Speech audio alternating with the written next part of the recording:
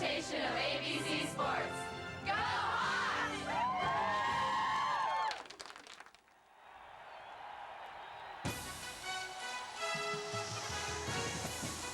ABC Sports College Football presents a Big Ten matchup. The Penn State Nittany Lions and the Iowa Hawkeyes. The Big Ten Conference standings certainly have a different look this year from a year ago. The Hawkeyes 2-0, the Nittany Lions 1-2 with losses to Wisconsin and Ohio State.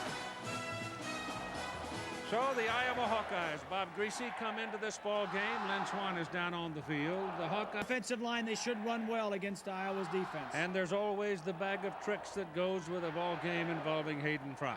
Well, he's always got the unexpected, and a defensive coordinator says he drives them nuts. It's not because he has to do it, it's because he chooses to do it. He's a lot of fun. And Joe Paterno knows it. So as we get ready for this kickoff out in Iowa City, the weather is brightening, getting better, and now we join John Saunders in the studio.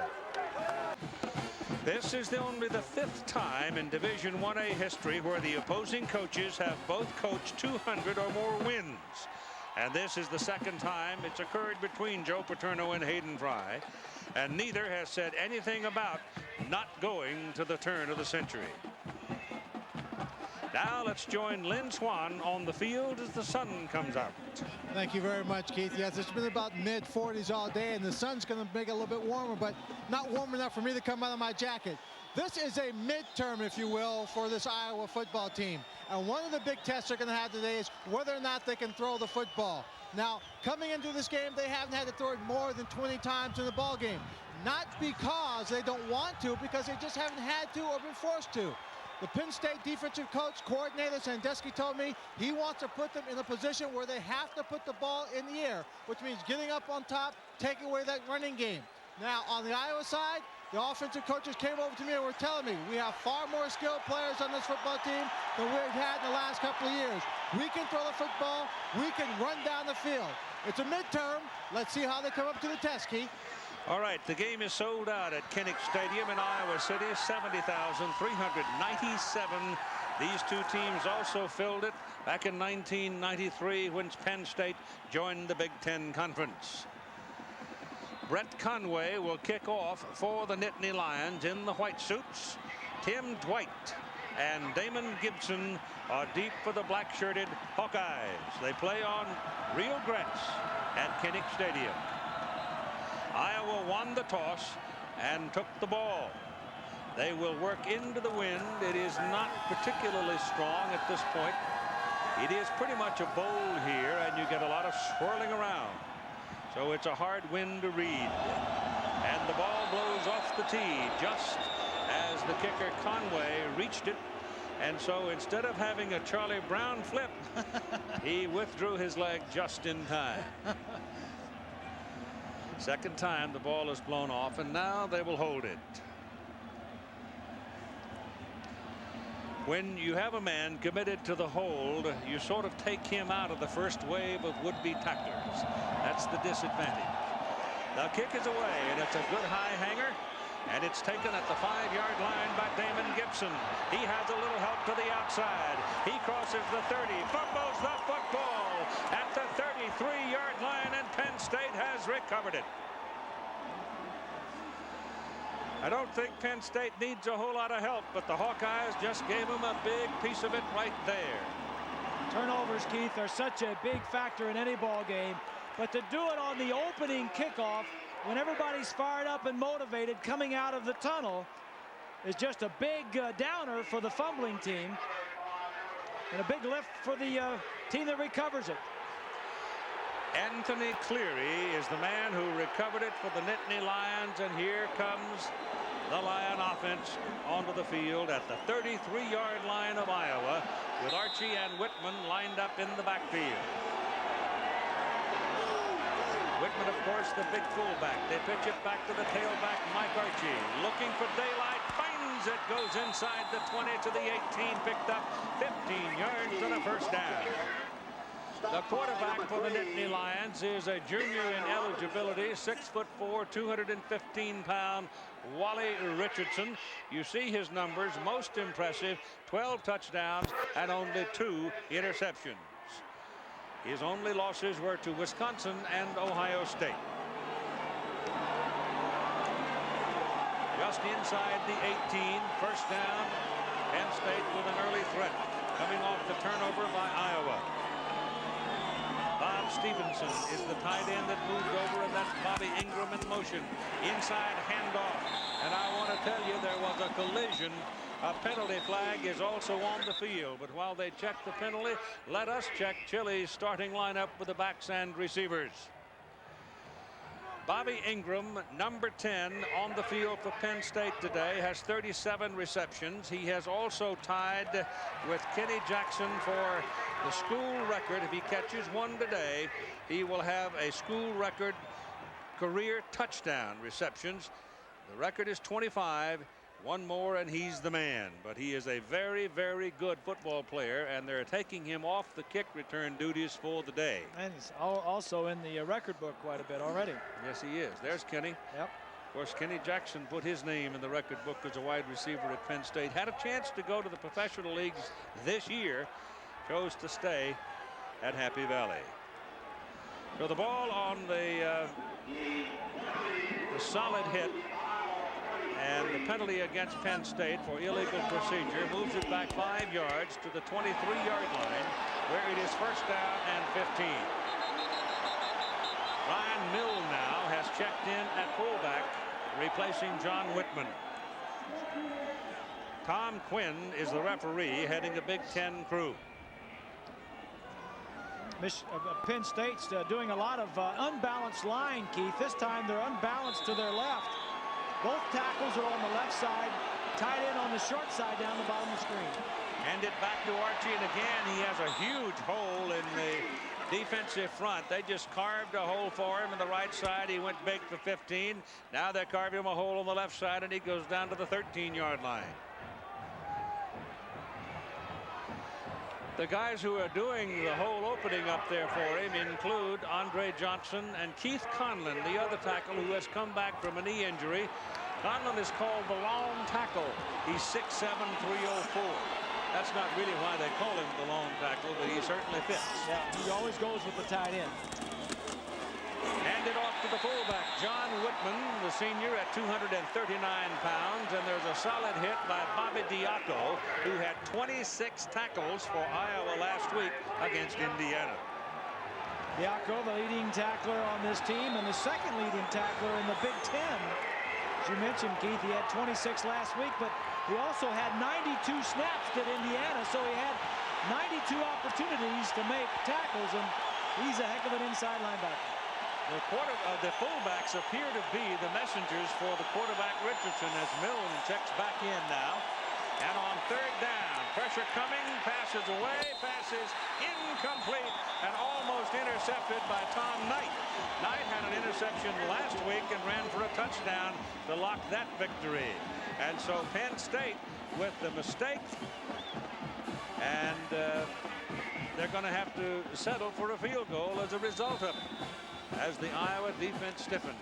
Brett Conway, number 20, comes in, 9 of 13 in field goals on the season so far this year. The man holding is Joe Nastasi, and Keith Conlon, who's just back from injury at tackle. He is the snapper. It'll be 30 yards. And it is no good. Whoa, what a lift that is for the 70,000 people here, and most of them are rooting for the Hawkeyes. And so Penn State gets a turnover at the 33 and can't cash it in. The Hawkeyes gave him a gift-wrapped present on the first kickoff, and Joe Paterno's Lions didn't take it. So here come the Hawkeyes now with Matt Sherman at quarterback, a sophomore from St. Ansgar.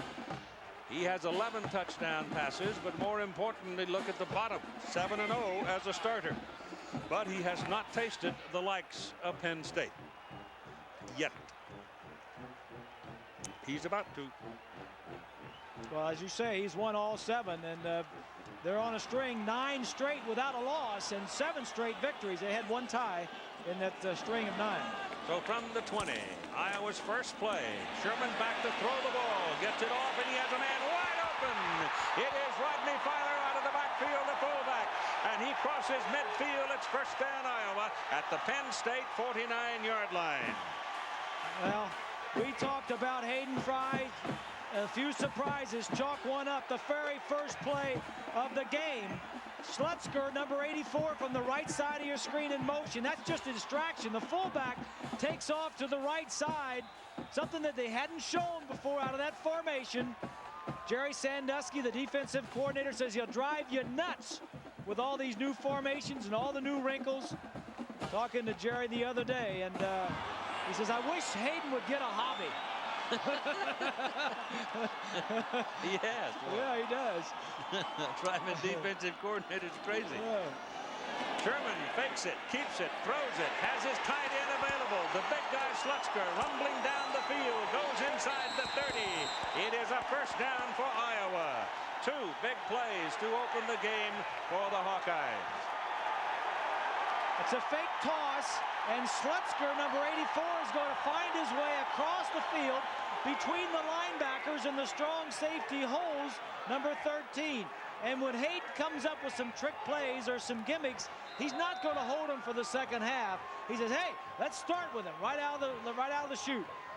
All right, the University of Iowa offensive front's got a problem. Jerry McKinney was up there replacing Ross Verba, who has a sprained ankle. Now McKinney is hurt, and Ted Sarama is in the ball game replacing him, number 61. So they're short of people on the offensive front. And here's Sherman, the same motion, the fake, and down the middle in the end zone, incomplete. He hit him. Tim Dwight, breaking between 2 defenders, had the ball on his shoulders and couldn't reel it in. It was a good throw by Sherman. The Chile starting lineup, the backs and receivers for the Iowa Hawkeyes. Sedrick Shaw has been the primary offensive story coming into the game. He's the guy, the big running back out of Texas you got to prepare for, but he has yet to see the ball. He's been the decoy so far. McKinney has checked back into the ball game now for the Hawkeyes. It is second down and 10 at the 29-yard line of Penn State. All these passes, mind you, have been thrown into a win, but they've all been right on target. Yes, sir. Number 5 is Shaw, and he still hasn't seen it. And Atkins gets a hold of Sherman and takes him down at the 35-yard line. Todd Atkins, an outstanding football player, number 58, senior defensive end from Newcastle, Pennsylvania. Atkins was coming around the left side. That's where McKinney, who just went out, got hit in the head and was momentarily dazed, came back into play, and Atkins that time got around the tackle McKinney, who was playing because of Verba's injury. Stunning news just flashed across your screen. 35-0 Northwestern beat Wisconsin. Gary Barnett has done an outstanding job, no question about it. Timeout, Iowa. Sherman didn't like what he was looking at. It's third down and 16 for the Hawkeyes. No score. Well, we got you the right picture here of Kenny Jackson. Going to wearing glasses like a lot of us. With those hats and jackets and I was back glasses. there in the middle of winter, and the Eagles had called Joe to inquire about Kenny, and the question was whether or not he was going to leave and go over there, but he didn't. He chose to stay, even if I don't know that he was offered the job, but I know they inquired about him. All right, the ball is on the 35-yard line. It is third down and 16. Got to go to the 19 for the first. And the straight drop when the pressure's coming, and they try to set up a screen. They won't get it. The fullback, Rodney Filer, will not get back to the line of scrimmage, and so on 2 successive plays, the Hawkeyes back up, and they're beyond field goal range now. The offensive front, McKinney was out for a play. He's back in now. The line is anchored by Casey Wiegman, but Ross Verba, who's out of the lineup with a sprained ankle, is considered one of their best linemen. Aaron Quaker on the right side, a growing young offensive lineman. Brian Hurley is in to do the punting, standing just over midfield, hits it on the 47-yard line, gets it very high, And oftentimes when you try to just spin it up there and pooch it, pooch punter, you're relaxed, and so you hit it too well, and once again it goes into the end zone and will come back to the 20-yard line. College football on ABC Sports, brought to you by Chili's Grill and Bar, where steak lovers go for great grilled steaks. The document company Xerox, a simpler way to do good work. By Visa, it's everywhere you want to be. And Napa Auto Parts, we keep America running.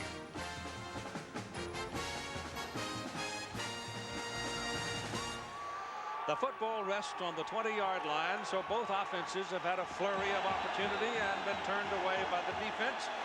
Here's a second possession for the Nittany Lions. It is Archie at tailback. He has the ball. This time the Hawkeyes defensive adjustments eat him up as Vernon Rollins picks him up at the inside linebacker position, number 56. The defensive front is anchored by big Lloyd Bickham, 66. He's playing a little tender today. He's been nicked up, but this is a pretty good defensive front.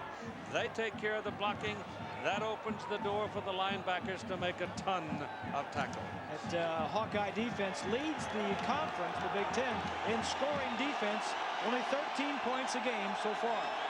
Ryan Mill is in at fullback. Here's Wally Richardson back to throw it. He's hit just as he throws. The ball complete to Milne, and Milne will have a first down as he pounds up the sidelines and crosses the 40 to the 41. You just don't shove Milne out of bounds. I mean, that kid, he is big. The linebackers include Bobby Diaco inside, the young man we were talking about a while ago. He had 26 tackles in the game against Indiana, and Vernon Rollins, who had the tackle a moment ago on Mike Archie on the inside play. So put it on the 41, make it first down. John Whitman back in at fullback. Now they break it up. Get him out into a power slot, double wide, top of the screen. Here goes Mike Archie with the ball, bouncing outside. Searching run, good for about 6 yards as he gets up to near the 46-yard line. 47 maybe. The defensive secondary for Iowa will line up this way, led by Tom Knight, who had the interception and ran for a touchdown that locked the door on the Hoosiers. Chris Jackson is a veteran at that strong safety.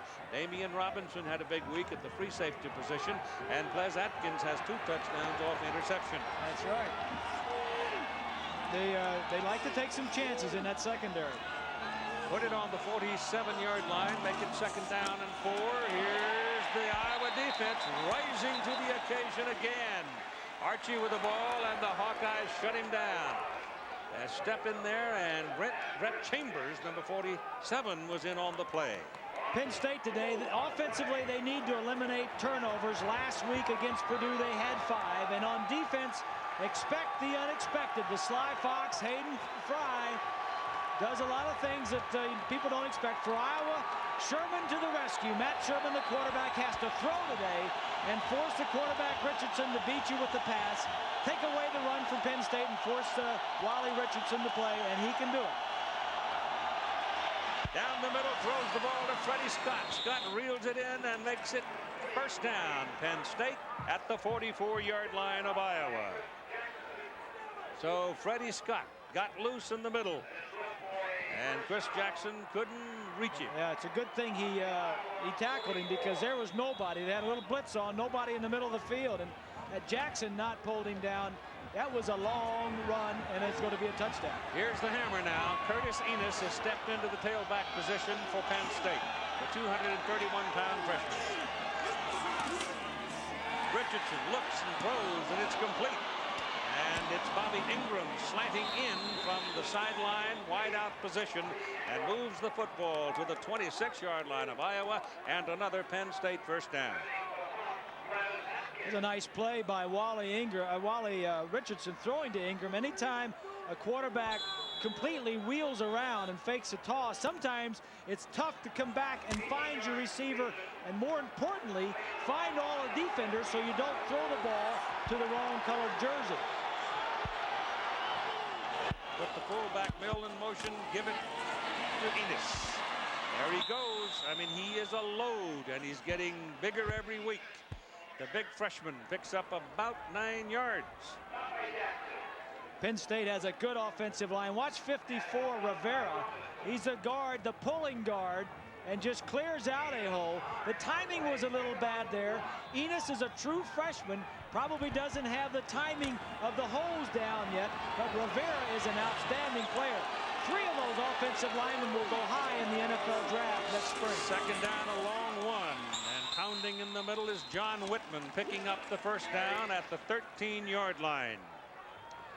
Tomorrow night on ABC, brand new hour of America's funniest home videos, followed by an all-new Lois and Clark. Then Alyssa Milano and Connie Selica star in a world premiere of The Surrogate on the Sunday night movie. That's tomorrow night on ABC.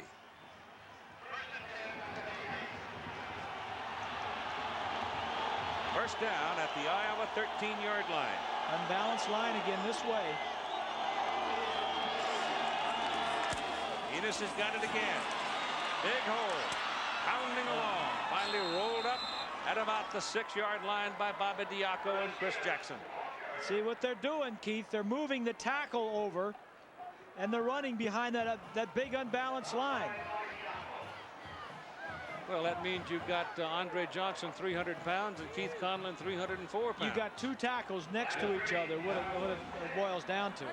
2 trees to hide behind.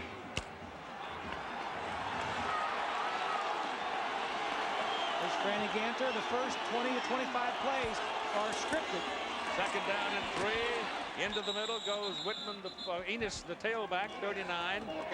And the freshman from Union City, Ohio, gets it inside the 5-yard line. Keith, when I talk about scripting plays, and most college teams do it, you know, you watch tape and you watch film all week and you say, geez, these plays are really should be good. Well, let's run them in the first couple of drives. Now, obviously, if it's 3rd and 14, you don't take the 6th play on your chart and run it.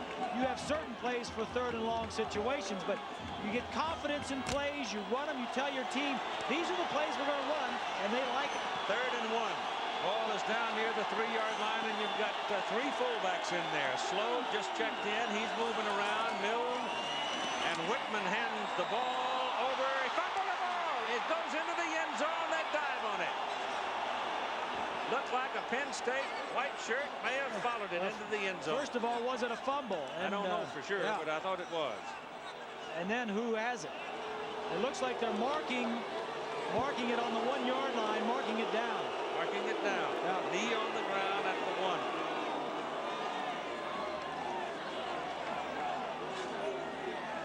No, Joe walking around in the brisk Iowa breeze. Sure, he's thinking about those 5 turnovers he had last week. It'll be 1st and goal, and it's actually less than 1. 3 fullbacks stay on the field, give it back to 38, and there is a touchdown. John Whitman.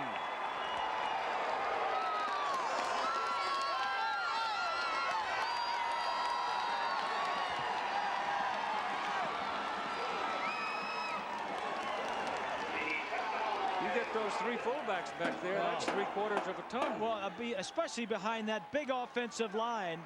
You got Milne, who's weighing the fullback, number 22, who weighs 250, leading him into the end zone. Whitman weighs 239, so I mean that's a lot of hump. So get out of the way. Conway slaps the extra point right down the middle, and it's 7-0 Penn State in the first quarter at 5.5 minutes to go. A year ago, when these 2 teams played at Happy Valley, it was blowout city. Kerry Collins to Mike Archie, 7-0, and then the dam broke, and eventually a ton of mistakes and a great performance by the Penn State offense, and the final score was a 40-point margin of victory. The Penn State offense last year, Keith, may have been the best ever in the Big Ten. They led the nation in scoring in every other offensive category. So Brett Conway will kick it off for Penn State, leading 7-0 at 5:34 to play in the first quarter, with Tim Dwight and Richard Carter back waiting for the kick. He's got the wind with him. It should go deep. And it's off. You know, it keeps happening. He's going to give us a Charlie Brown. He's going to whip it and turn upside down.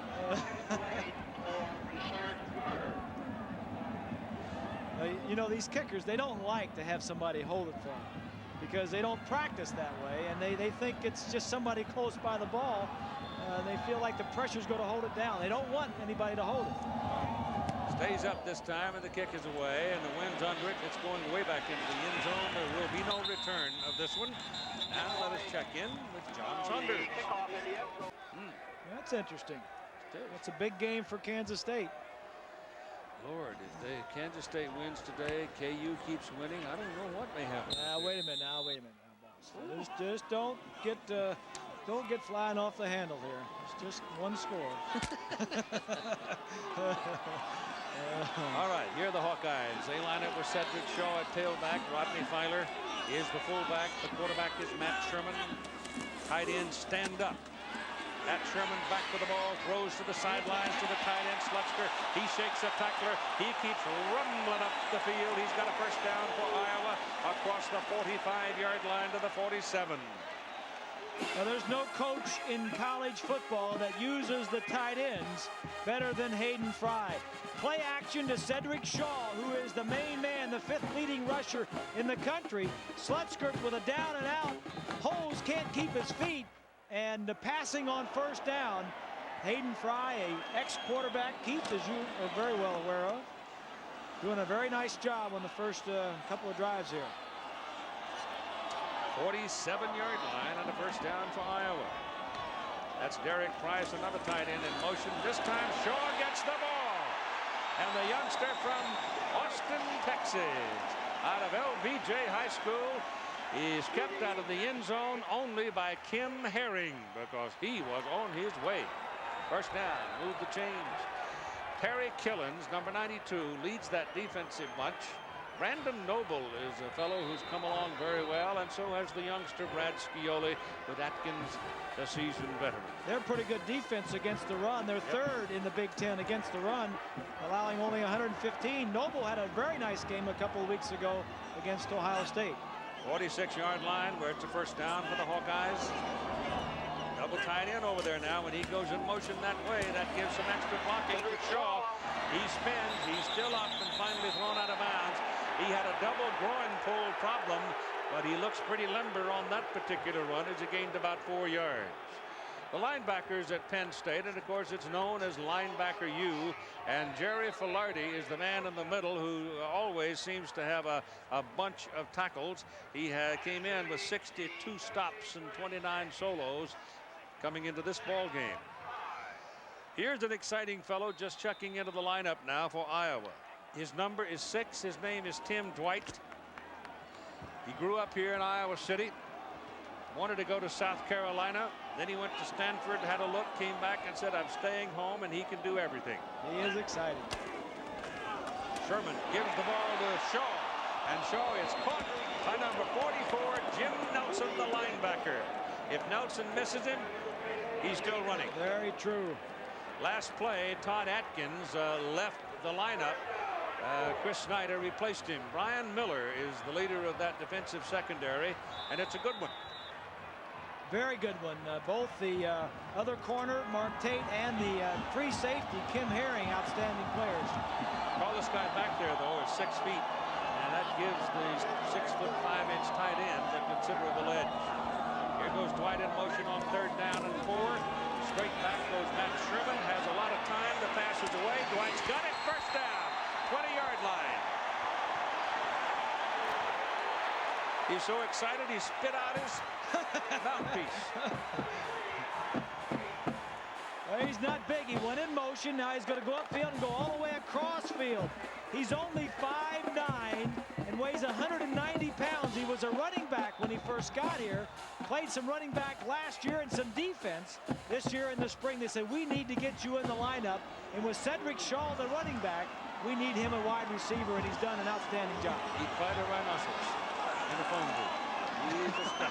I guess he would. Todd Atkins is back on the field now, and they fake the pitch. Sherman throwing the ball to the end zone. Man is open. Touchdown! Demo Odoms.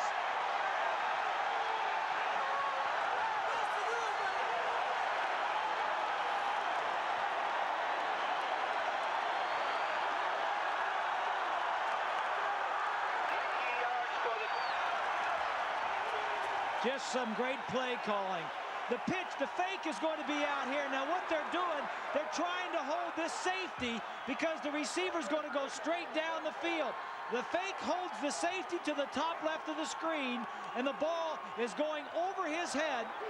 Just some nice planning, some scouting, and play calling by Hayden Fry and his staff. I mean, they've come out wide open in their first two possessions. Now Zach Bromert, a freshman from Pensacola, Florida. He's in to try to tie it up. Yes, Hayden shaved off his mustache, in case some of you hadn't seen him since last year. I mean, you know, we talked about in the opening about some unexpected things from Hayden. I mean, he's come out with a bunch of plays, and he's hardly gone to his tailback, which is the strength. He's gone to the passing game. Romert's kick is good. 3:26 to go in the first quarter, and we're tied. What's up, A-Town? What's up, Danny? What's up, DeVon? Matt Sherman is 6 out of 7 for 110 yards and a touchdown. Let's look from behind the defense. There's the fake. The defense saw that. Play action.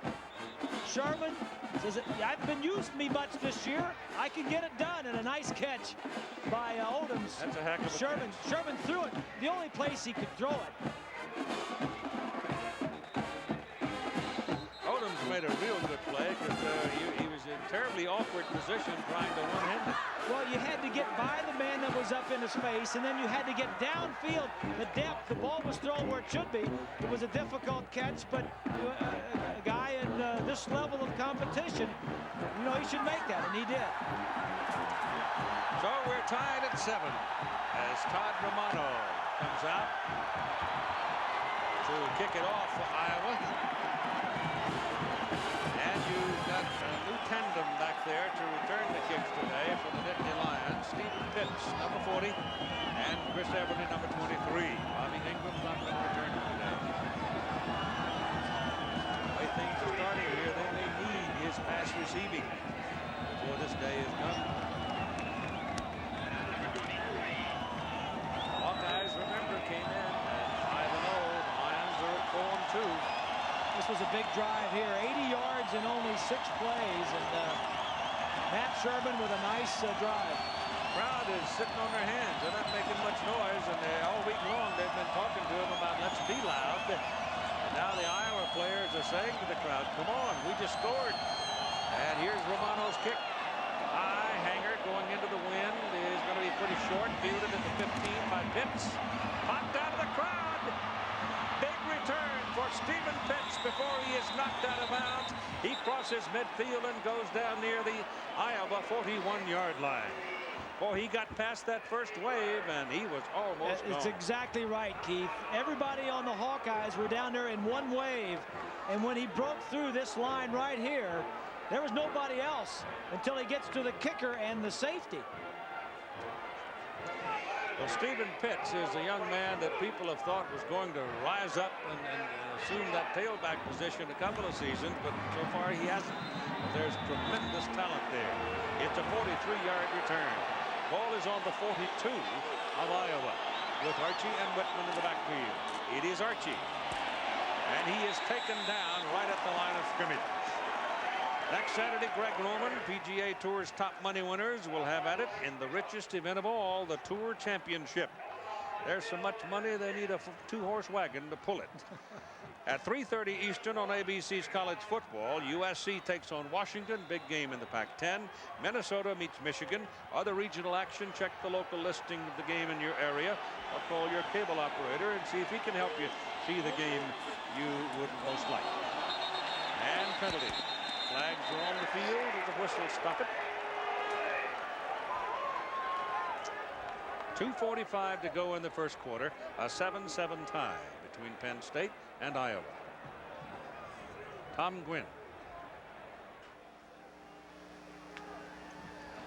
It isn't working, Tom.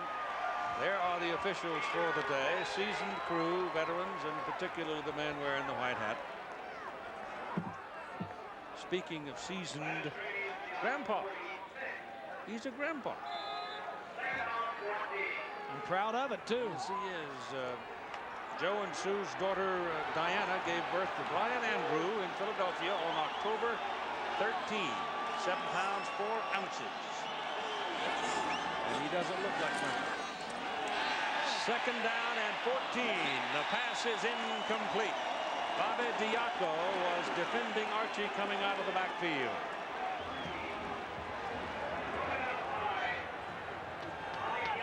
So it'll be third down and 14. Diaco is about 6'3" and 235 pounds, and he is the leader of that defense. No question about it. Very emotional, very outspoken. Give me the play, let's go.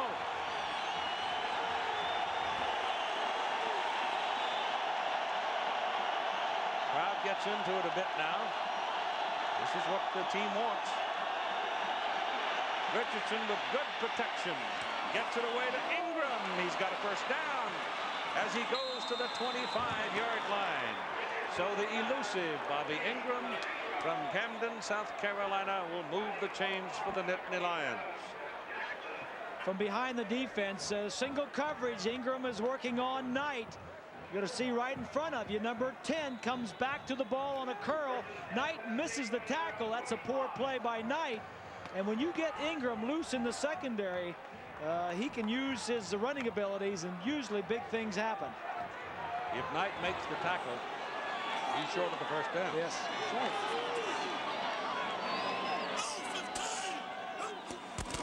Archie played it well. Virtually no gain.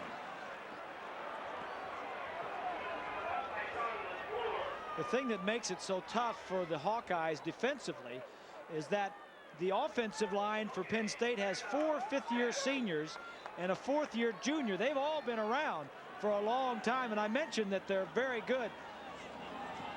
Iowa, on the other hand, has 2 redshirt freshmen up there. One a linebacker, Rollins, and the other's DeVries. They're very young along that defensive front. Second down and still about 10.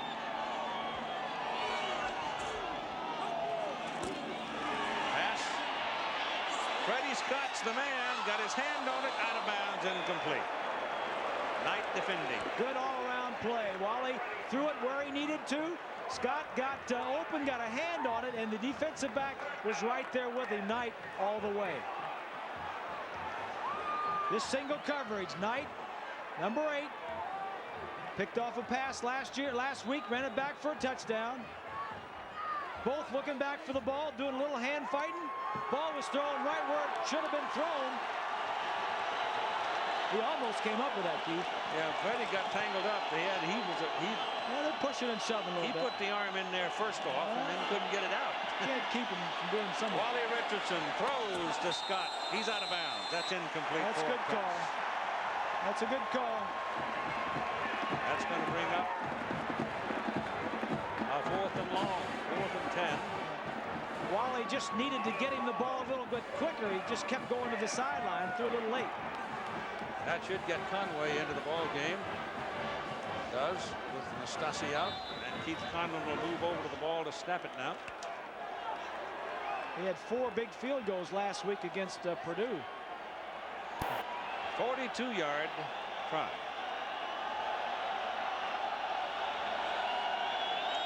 Trying to untie the ball game, and he's got it up there with the wind at his back. He's got plenty of leg on it, and it's good. And so Penn State goes back into the lead at 10-7 with 58 seconds to play in the first quarter. The first time we've seen the sun since we came to Iowa City was just before game time. Good timing. They had talking about snow flurries. Bob Greasy and I are looking for the Army-Navy store. Yeah. Anything that was warm. We're coming from Florida and California expecting you know, expecting to see some leaves in mid-October. Bob Goodrich running around. He turned as purple as his coat. Rained a bit yesterday. We had 3 presidents over in Cedar Rapids today for a dedication of the museum. Czech-Slovak Museum. President Clinton, Presidents Kovac, and Havel. That kick will go beyond the field of play and out of bounds. We also had royalty in the area. King Harold and Princess or Queen Sonja of Norway have been here for 3 or 4 days as well. So things have been humming around. A little highfalutin here in the plains. Big stuff. 14-7, the Irish leading, and Texas, Western Virginia with a 2-point lead over Texas. Ball comes out to the 20 now for the undefeated Hawkeyes, who are down by 3 at 10-7. Let's see what kind of magic they bring this time. They line up with Sedrick Shaw at the tailback position. Might see a little more running in this possession. Shaw gets it. Got a yard out of it. Nelson had penetrated on the play, number 44, and he had buggered up everything, forced him into Brandon Noble, and Noble took him down. Time remaining in the first quarter, ticking away now. You'll have another play for sure. Sherman having a look at the sidelines, and Willie Guy, number 1, a wide receiver, trots onto the field with the play, and that gets Tim Dwight out of the ball game.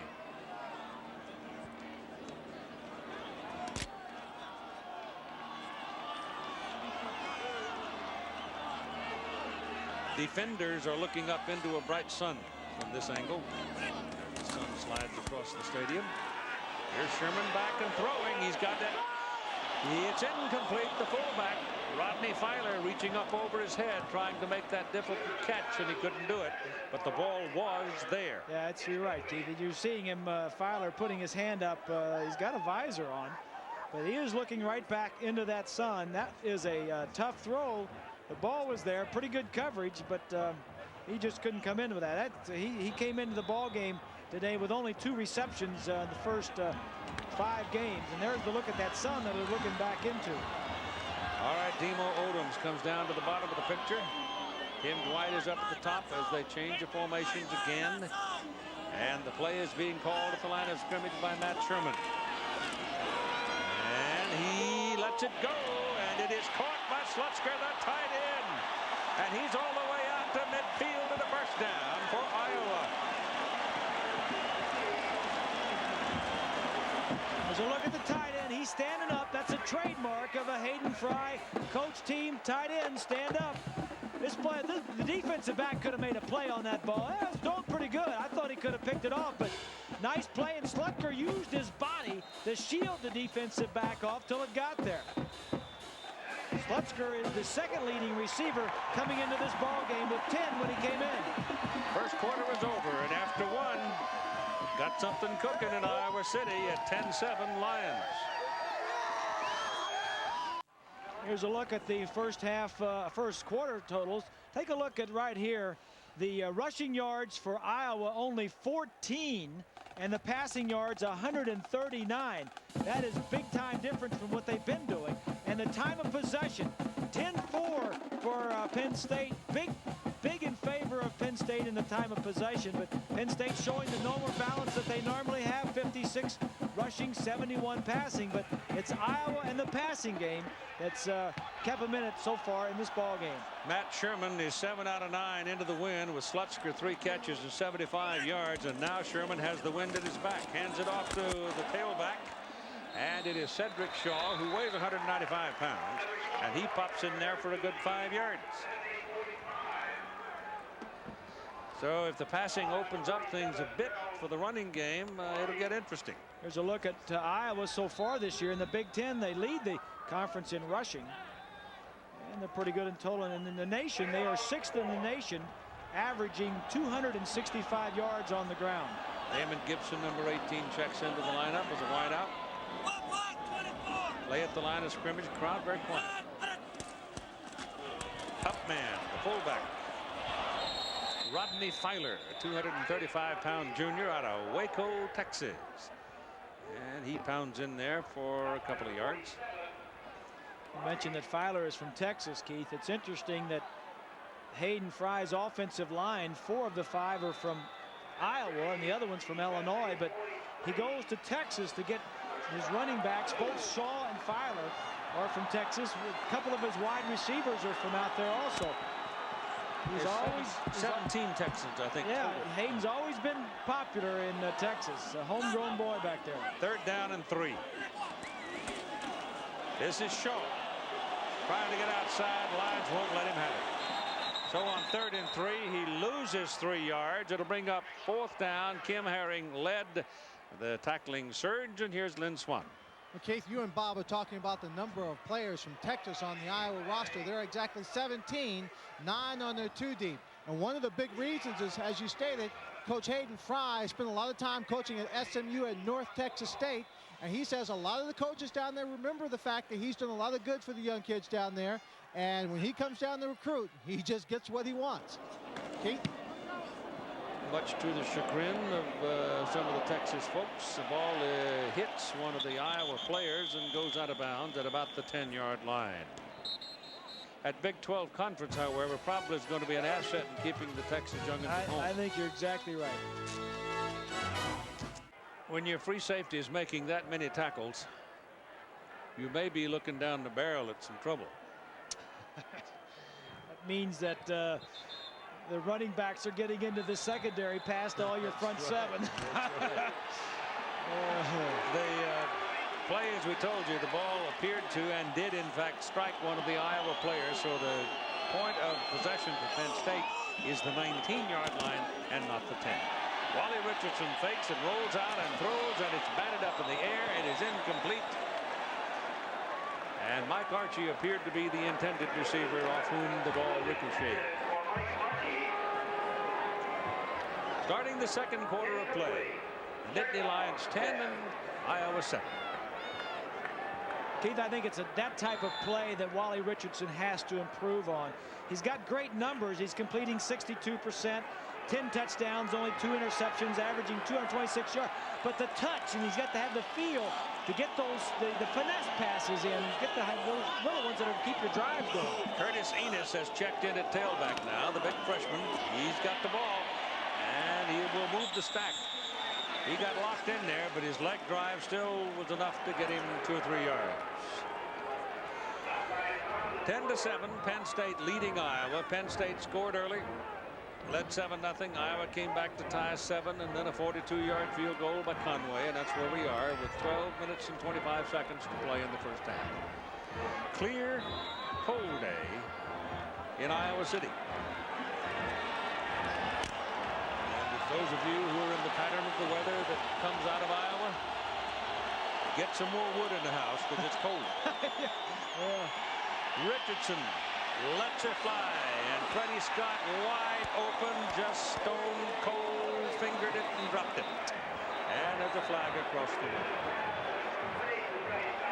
It's an incomplete forward pass. And 3rd down now at 6. And let's see what the call is.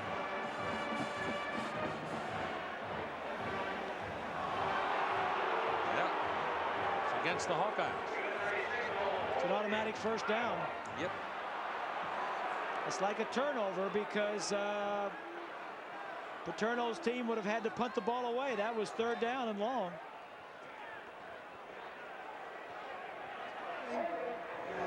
During a pass play, when a ball casts the line of scrimmage, 10-yard penalty, automatic 1st down.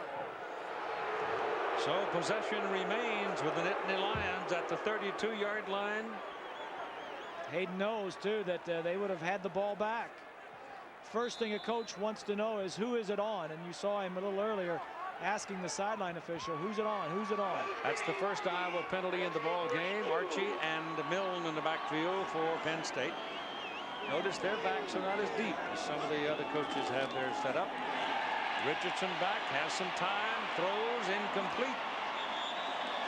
Well, he could hear the thundering hooves coming, and he may have thrown that either too early or too late. I think he had his choice, and he chose to hold it a bit. And by the time he let it go, Mike Archie out of the backfield was covered.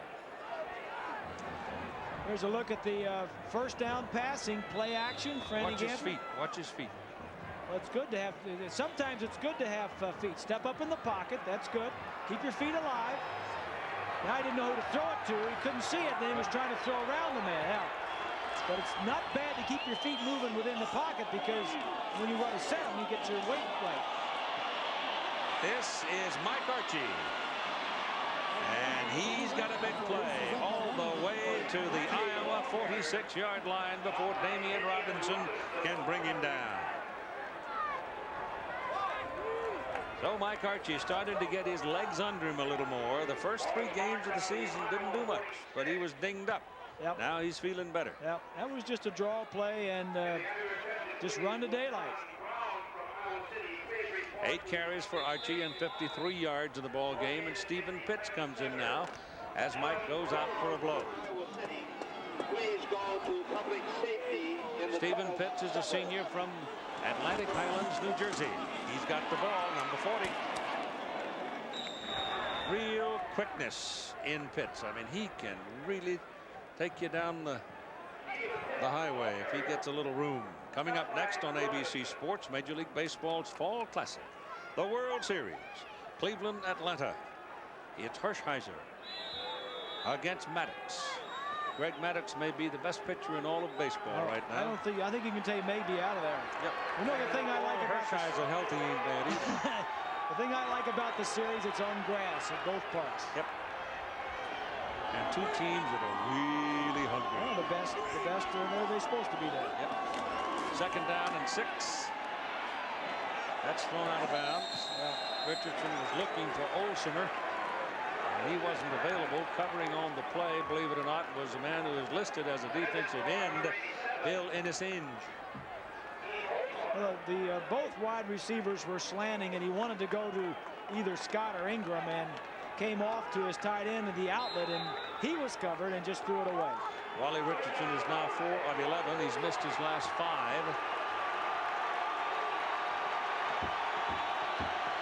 Freddie Scott, number 31, is going to be down at the bottom of your picture, and Bobby Engram's up at the top, and he hands the ball off to Pitts, and Pitts got enough daylight to get a first down, and he is still rolling along. My goodness, that's good balance. He picked up about 12 yards after he was hit. That's number 54, the center of your screen. You got to have confidence in that offensive line when it's 3rd and 5. And you run a little draw play. Rivera just eating him up. Look at the balance here. He's hit. Now he's going to lose his balance. There's 5. And there's 10. 10 yards. Yeah, and that's a 3rd string running back too. Here's a look at rushing. Almost 100 yards more for Penn State. First down at the 15-yard line. Richardson has a man. Olsener down the middle. Goes to the corner instead for the fullback Whitman. That doesn't get him. You put Olsener at 6'4", 245 out there, and there's nobody physically in that secondary for Iowa that can really take him on. Now wait a minute, Hoss. Biggest guy would be Damien. I know you like the tight ends, and I know Hayden's throwing to Slutzker a lot, but now you want him to throw a lot of balls to Olsener too. I mean, you know, he's a good blocker, and he was down the middle of the field, but I don't know how wide open. He's got that little bitty fella down there guarding him. My partner loves the tight ends, as if you haven't ascertained by now. Well, they do a lot of dirty work up there. Ball is handed to Stephen Pitts, and he's got daylight, and then suddenly he just gets hammered. But he picks up 7 yards. Yeah, it's just because of the offensive line. There are some huge gaps up there in that front line. The line of scrimmage is being dominated by Conlon and Hardings, Tilch, the center, Rivera, and Johnson. U.S. tackle was made by Mick Mulheron, I'll have you know. Probably grew up in the shadows of Ben Bowman. Archie and Whitman in the backfield. It is 3rd down and a long 3.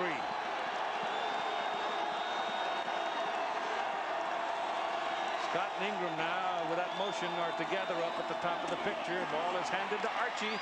He's got the first down as he crosses the 5 and is close to the 3.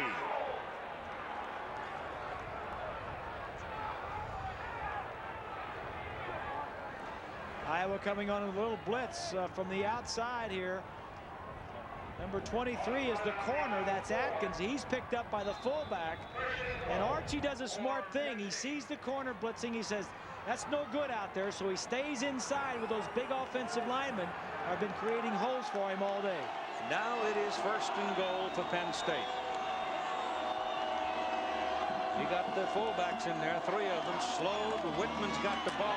Mills blocking, and Whitman goes down at the 1-yard line. Now Jason Slowed on the field is 230 pounds, a sophomore.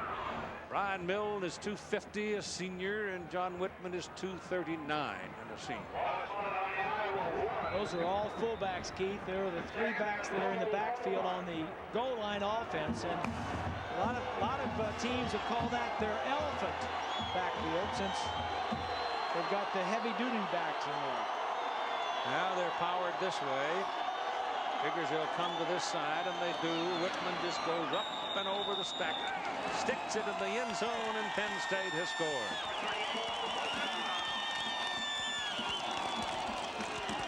And the crowd of 70,000 plus gets very quiet again. Well, Whitman knows who to thank, and that's those front 5 guys up there that just led the way on that drive. Another long drive.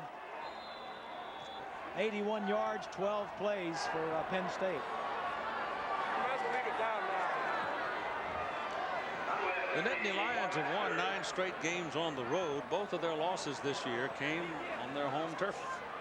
Conway for the point. Good. 8 minutes and 46 seconds to play in the first half. It is now Penn State leading by 10 at 17-7. Big John over the top.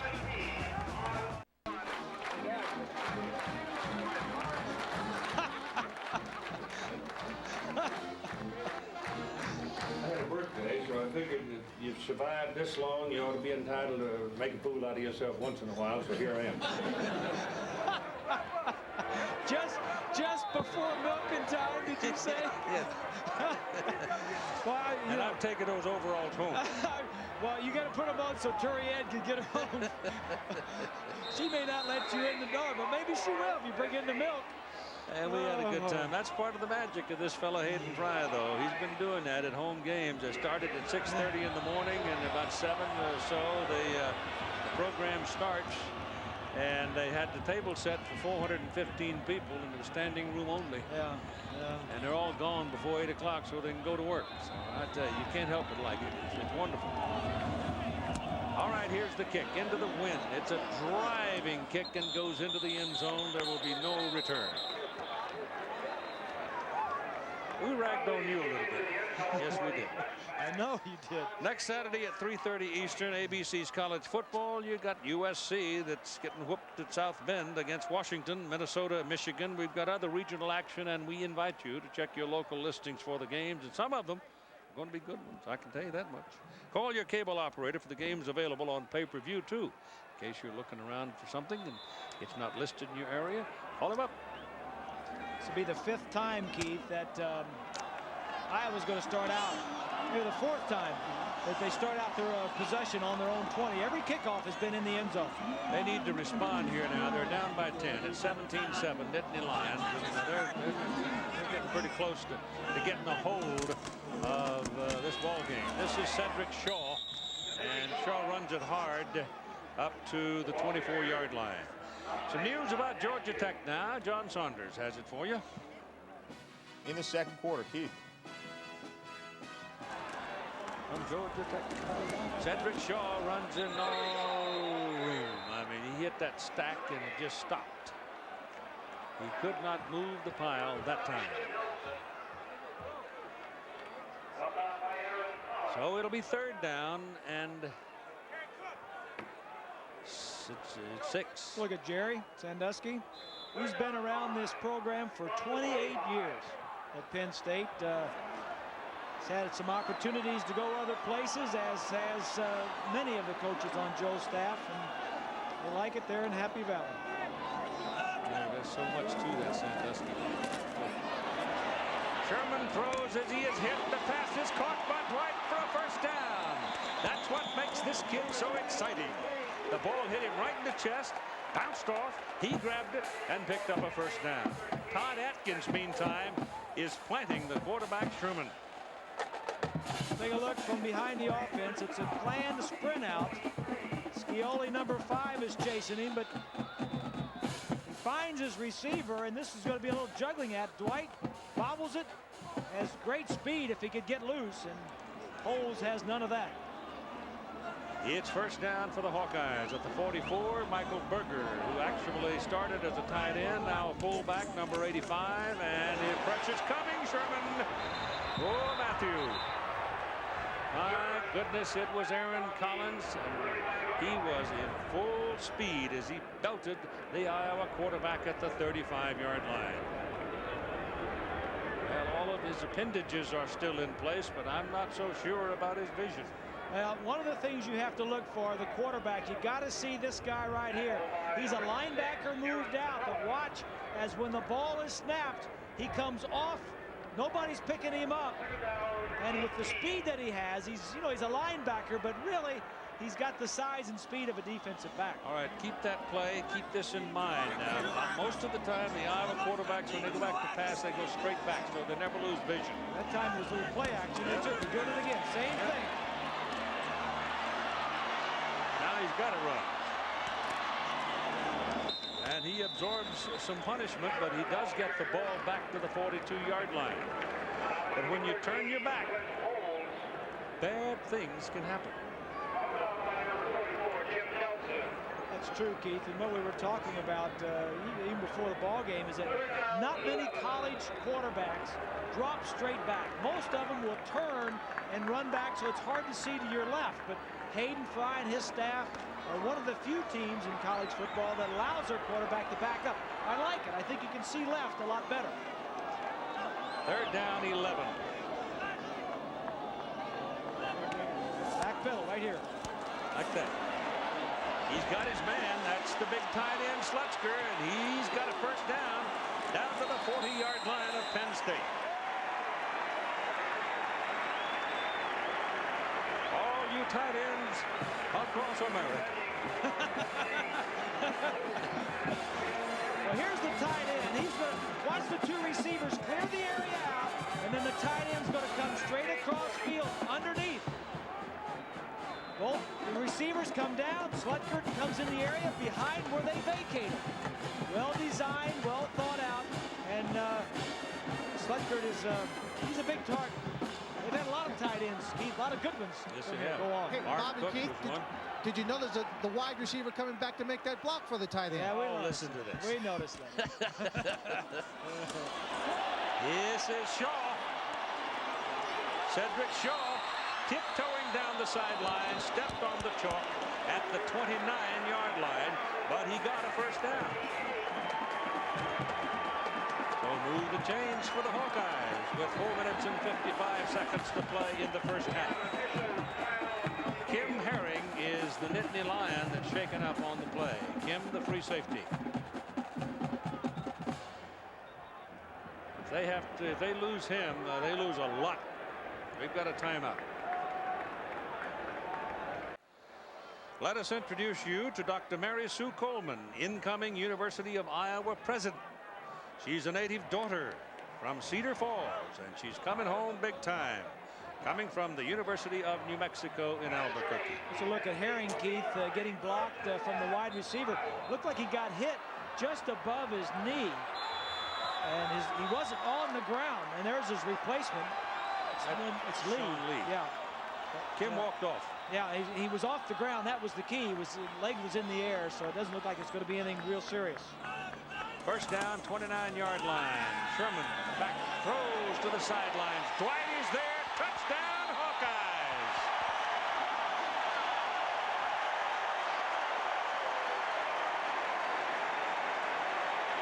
Boy, he just totally got lost. He hit out there on the sideline somehow, and he was all alone. Well, you got to give credit to Hayden Fry. We've mentioned early on, expect the unexpected. A lot of different looks, a lot of different play actions coming into this game.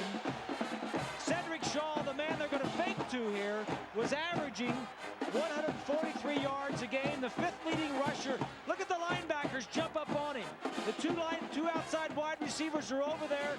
They're getting open, and Sherman is finding them.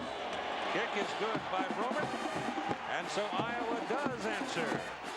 And at 4:34 to play in the first half, it's a 3-point ball game.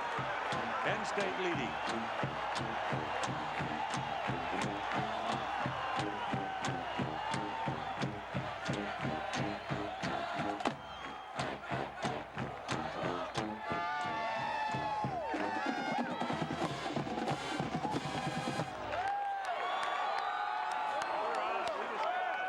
Colorado playing in Ames today, won big over Iowa State. That's Eddie Robinson, Grambling State. Eddie Robinson is an alumnus of the University of Iowa. Not bad for a young man. Yeah, Sherman says, hey, turn me loose. Coming in, he's only averaging 181 yards a game. We haven't played a half yet, and he's already has over 200 yards. He got 8 passes of 18 yards or better.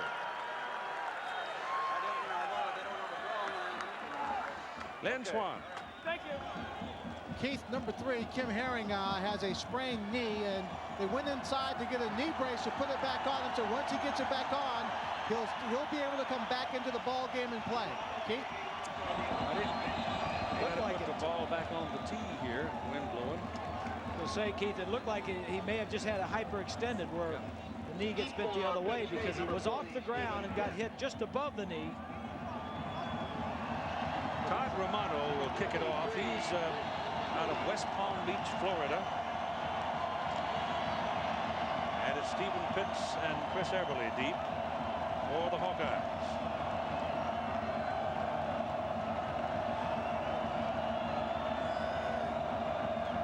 He's going to sneak up on it so it doesn't blow off again. Taking it to 10. Oh, that's Engram. No, it's Pitts. Stephen Pitts. That's a hit and a half. Number 37 for the Iowa Hawkeyes just drilled in. That's Matt Hughes, a freshman.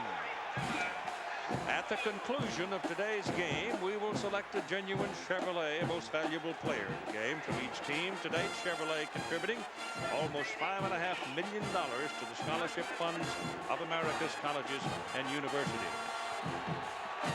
This is the worst starting point Penn State has had for a possession today.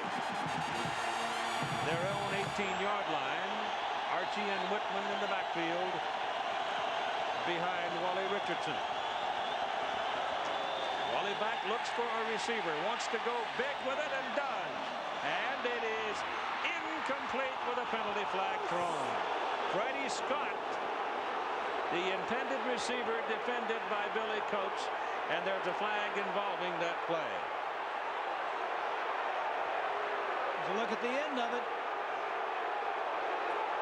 Oh, I don't know about this one. I don't see a penalty. Oh, I don't know about this one. There is no penalty there. There is no. I mean, unless it's Could be offense. Oh, no, please. No. I mean, I go along with the officials most of the time, but come on. Coates, number 30. Unless he held him before we saw him. There's a look at it. Coates is looking back at the ball. Yep. That ball does not have the offense's name on it.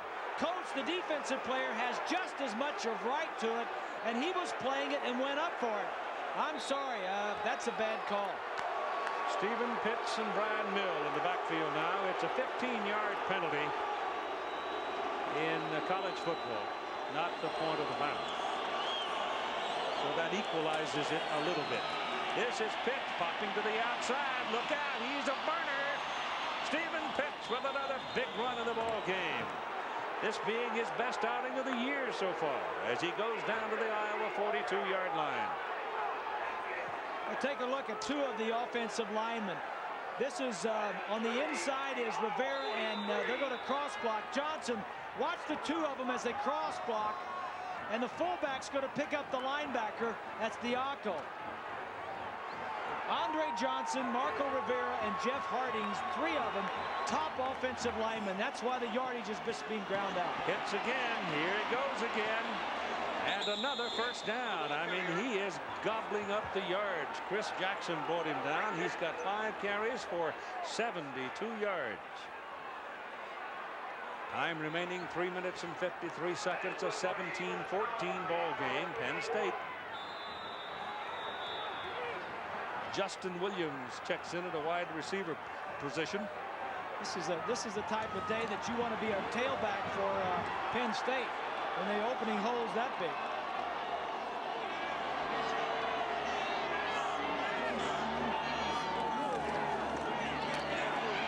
Well, this time Pitts is held up short of the line of scrimmage. That in itself is news. Number 55 got the penetration for the Iowa defense.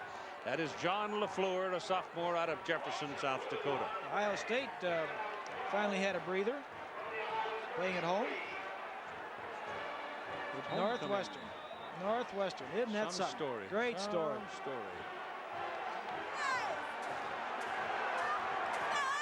Second down and 12 for the Lions. The ball is at the 33 of Iowa.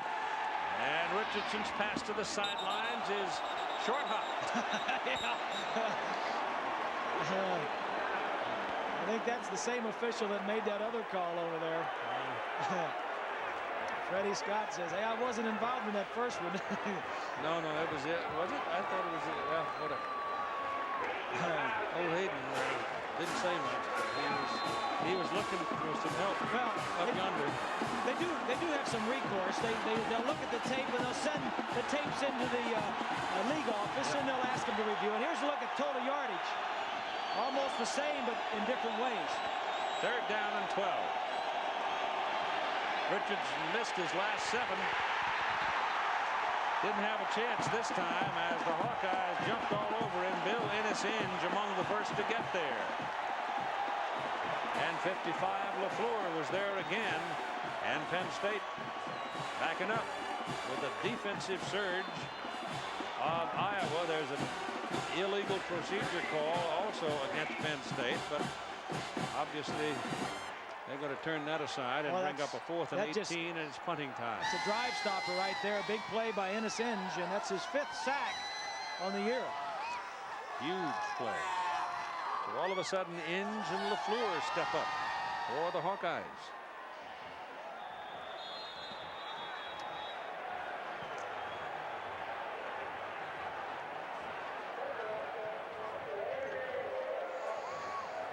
Delay of the game as the play clock expired. Doesn't matter. They're going to punt the ball anyway. Darrell Kania is into the lineup for the first time to punt the ball. He normally doesn't get a lot of air under it. Sometimes they'll kick that low line drive that gives you a little daylight. Doesn't normally get a lot of opportunities with this offense last year and this year. That's right. That's right. Tim Dwight is back there waiting for it. Well, he got air under this one all right. It's a great big high looper. It isn't going to go very far, and it's caught and put down by the Lions at about the 18-yard line. Coming up on the Prudential halftime report, John Saunders scores, highlights, and all of that, and a preview of the World Series. Game 1 matching Oral Hershiser and Greg Maddux. That'll be tonight here on ABC at 7 Eastern Time. Atlanta and Cleveland.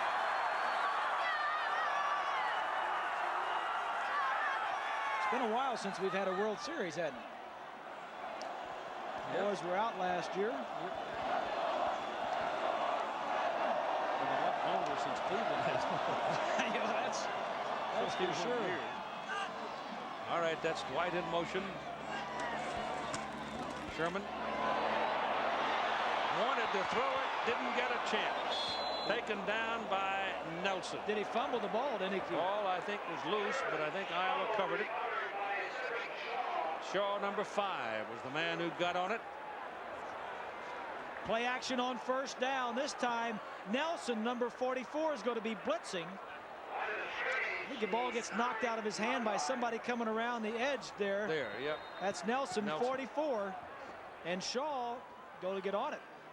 This is one thing you don't want to do if you're a Hawkeye fan or player, is that fumble it in deep in your own position just before the half.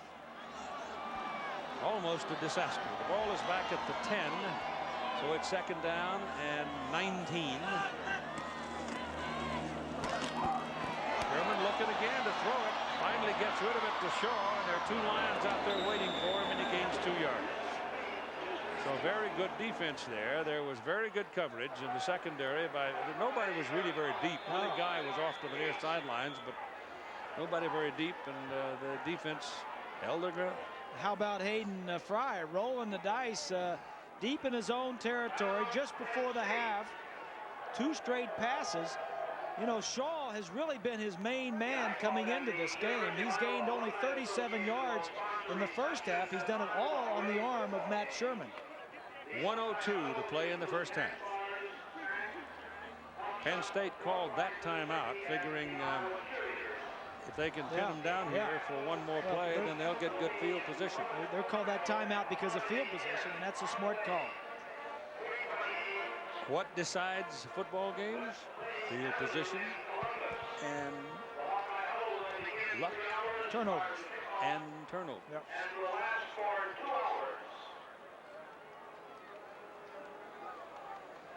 Both teams now have 2 times out remaining. Sweater, you think Sue bought that for Joe? I mean, that's a pretty snazzy. If it's tasteful, Sue bought it. It's too tasteful for Joe to buy. I mean, he took off that big parka.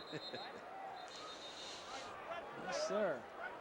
I never will forget last year at the Rose Bowl, Sue and Joe getting out on the dance floor at the director's dinner. They're pretty good. Oh, they were.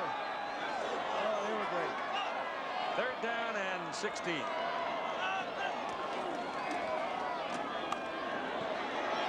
Sherman holds it a long time and then throws it, and it's batted aside by Todd Atkins.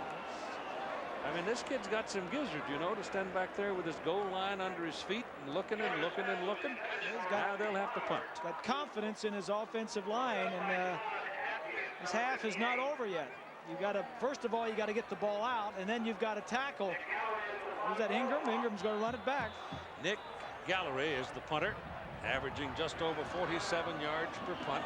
Engram comes back to receive it. It's a low line drive, and it's long all the way back to the 39-yard line.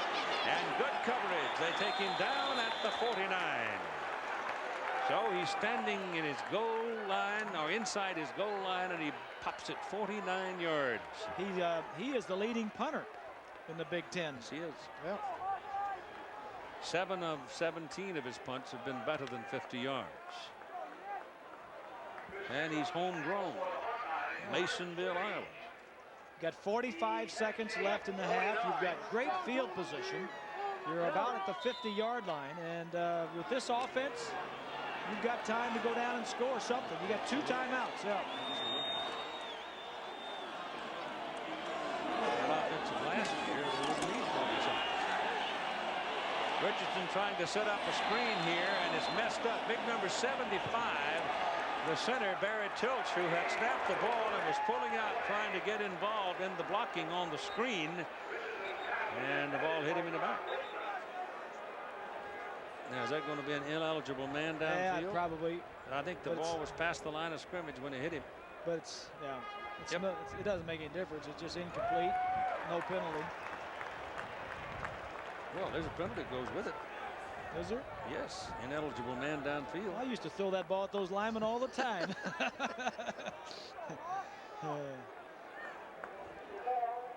by a lineman. It's illegal touching. Lost it down. 5-yard penalty. Yeah, it's lost it down. Illegal touching. They lose the down and lose 5 yards. If I'd known that, I wouldn't have thrown it at him all those years. Yeah, but it changed the rules. You don't realize time's passed on you here. You know? All right. All right, partner. 2nd down and 15.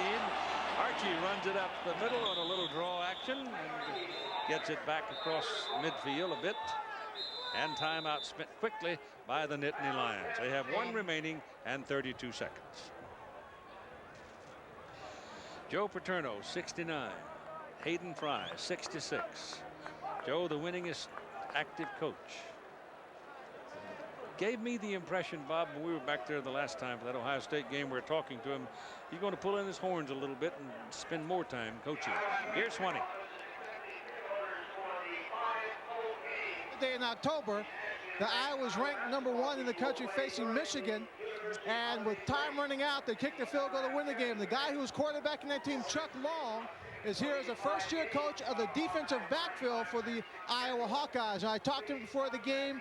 He said what he remembered was that kicker coming onto the field with that look of confidence, like it was a sure thing. And he said during this week he's talking to these young players about the importance of this game, and he said all through the week the Hawkeyes understood what he was talking about. They came into this ball game, their hearts and their minds setting on upsetting Penn State. But he's been a great addition in just this first year to motivate these young kids here in Iowa. Keith? Keith, I think that's, you know, you might say a quarterback, ex-quarterback, coaching defensive backs, and I think that makes sense. Basically, because you gotta know how the defensive backs think if you're a quarterback. And look, this year they've got 7 interceptions in 5 games, and 3 of them have been run back for touchdowns. So he must be telling them something. 3rd down and 9 from midfield. Hawkeyes show blitz, do not come. Drop off to cover the short zones, and Richardson has to look and look and look and can't come up with anybody. Well, he had Keith Olsemer wide open, his tight end. He tried to go to Scott and couldn't get it. Well, credit Long. We were just talking about him. His defensive backs had just about everybody covered, and they had to cover him for a long time because there was nobody pressuring Richardson.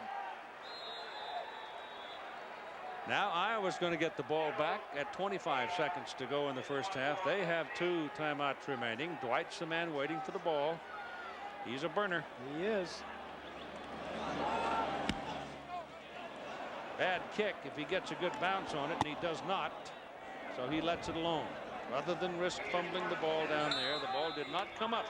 If that ball comes up for him, where he can get his hands on it and keep his vision, I think he's still running. But he chose not to take a chance. 39 yards with the roll. Now you got 16 seconds. Couple of plays. Yard line. Kind of an interesting little wrinkle this morning. President Clinton was over in Cedar Rapids, and when Penn State was getting ready to go, they were wondering if the highway was still closed, but it wasn't. They were able to get over here with no particular troubles. Now Iowa's going to be willing to go to the clubhouse. They're not going to put that thing up in the air and let somebody have a chance to do something heroic. They'll go to the clubhouse with a halftime score of Penn State 17 and Iowa 14.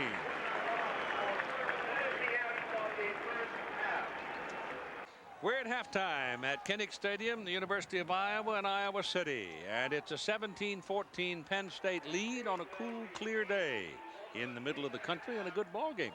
I'm impressed. Coming in our opening, we didn't know whether Iowa could step up in class. They had played a weaker schedule, even though they had the 2nd longest win streak.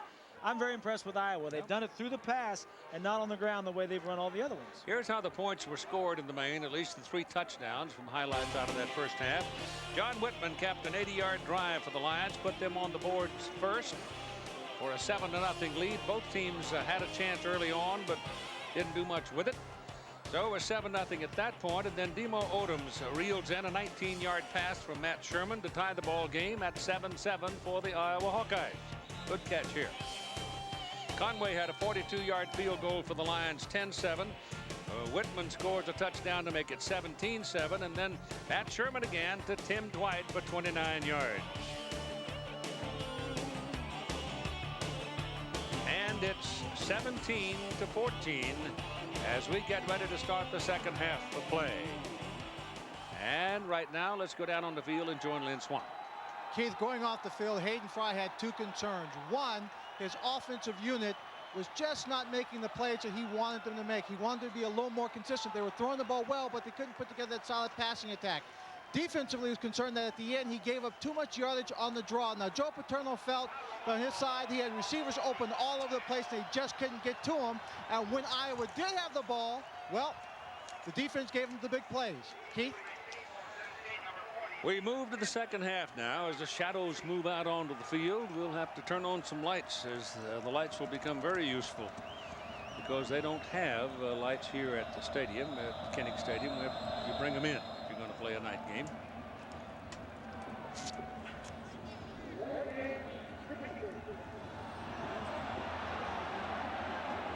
Wind has been just enough today to knock that ball off the tee 2 or 3 times. And they're getting a delay of game call here, so apparently they didn't kick the ball off in the prescribed amount of time. The wind continues to be very active around the rim of the stadium, but down inside it's sort of swirling around. So Iowa is hit with a 5-yard delay of game penalty. Now, sort of an unusual call. You don't normally see that. And Stephen Pitts and Chris Eberle wait for it for the Lions, and the ball is fielded by Pitts up at the 11-yard line, and he will get it back out to around the 27-yard line. The halftime stats. Take a look at the total yardage for Penn State, 232, 230 for Iowa, almost the same, but Iowa gets theirs through the air, passing yards 207, whereas Penn State gets theirs on the ground, 161. The one turnover, Iowa had the turnover and the time of possession a little in favor. For Penn State, we said they had to eliminate turnovers. They've done that. Defensively, expect the unexpected. Well, they've given up. There's 8 plays that have been over 18 yards, so there's been a lot of unexpected plays. Diaco with a hit on Archie to start the second half. Bobby Diaco was relatively quiet this week compared to last week because he's dealing with different folks along the trenches, but he sure got through that time and put a solid lick on him. Loss of a couple of yards, well, maybe 3 yards, make it second down and 12. Richardson, not a good first half, only 4-15, 71 yards. The running backs did well. Engram led the receivers. Ball is back very near the 25-yard line. Richardson throws quickly, and the catch is made, and going down is Bobby Engram. Ball was thrown very hard. Pretty good coverage. In order to make it secure and safe, he went to his knees. For Iowa defensively, the free safety Robinson leads him with 10 tackles. Diaco, the middle linebacker. Inge has the 1 sack. Ball is out near the 36. It is 3rd down and 3. Richardson dumps it off to his fullback Milne. Good move by Milne. Big play by Bryant as he crosses the 45-yard line. And the 1993 NCAA discus champion gives Penn State a first down.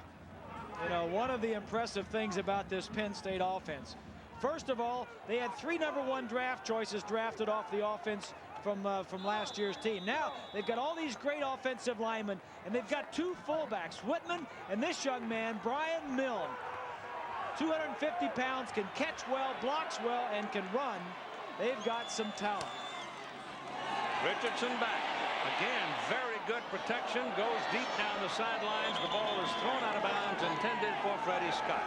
Scott was well defended on the play. Well, Milne also showed us his courage when he overcame the infection. The Hodgkin's disease. Hodgkin's disease. Yep.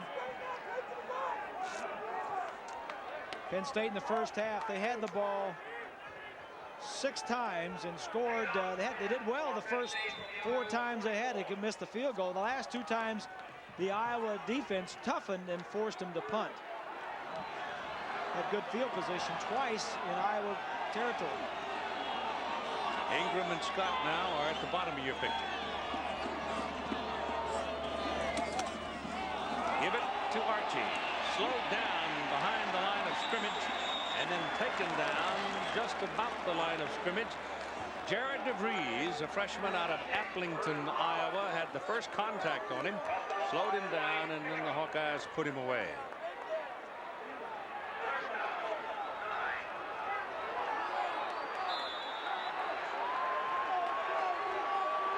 Keith, Tom Knight's not in the ball game defensively for the Hawkeyes because he's re-injured a left knee injury he had earlier. He had an operation on it. He aggravated. He's going to be okay, but they're just not going to play him for the second half.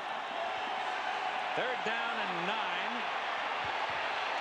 Richardson is finally taken down by number 94, Jared DeVries. And so the Penn State offensive front, once they got that big play from Milne, got it over on the Iowa side, caved in to the Iowa defense. That's DeVries' 6th sack of the year. Iowa has not been that good at sacking quarterbacks. In fact, they came in 9th in the conference in sacks with only 16. Kenya is back to punt for Penn State, and now you've got 2 people back for the Hawkeyes. Looks like DeVries has hurt himself on that sack. At least winded.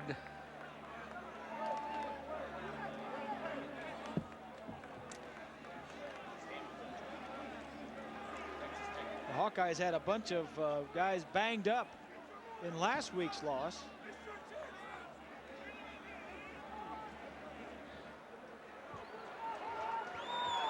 Well, he made a big play, and he's very wobbly coming off the field.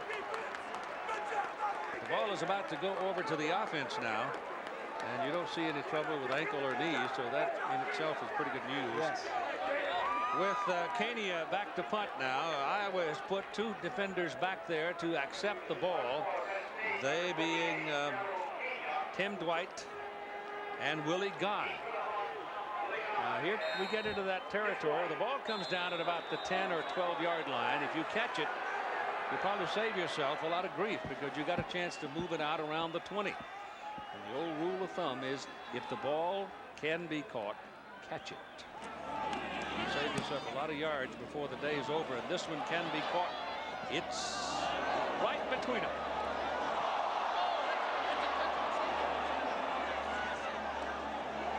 He went right between them. It was Alphonse and Gaston. It's kicked into the end zone, and it's going to be a safety for Penn State. My goodness.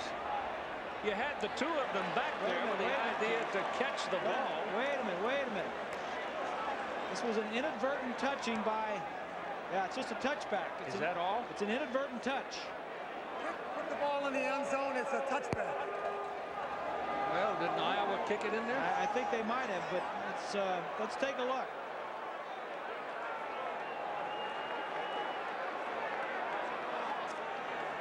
Well, we start off talking about the idea of catching the ball. Now there's the fair catch call by Willie Guy. Then he steps away from it after signaling fair catch. And then number 21 backed into it, Eric Thigpen, and kicked it into the end zone. So even if it's if an Iowa player, it's still an inadvertent kick.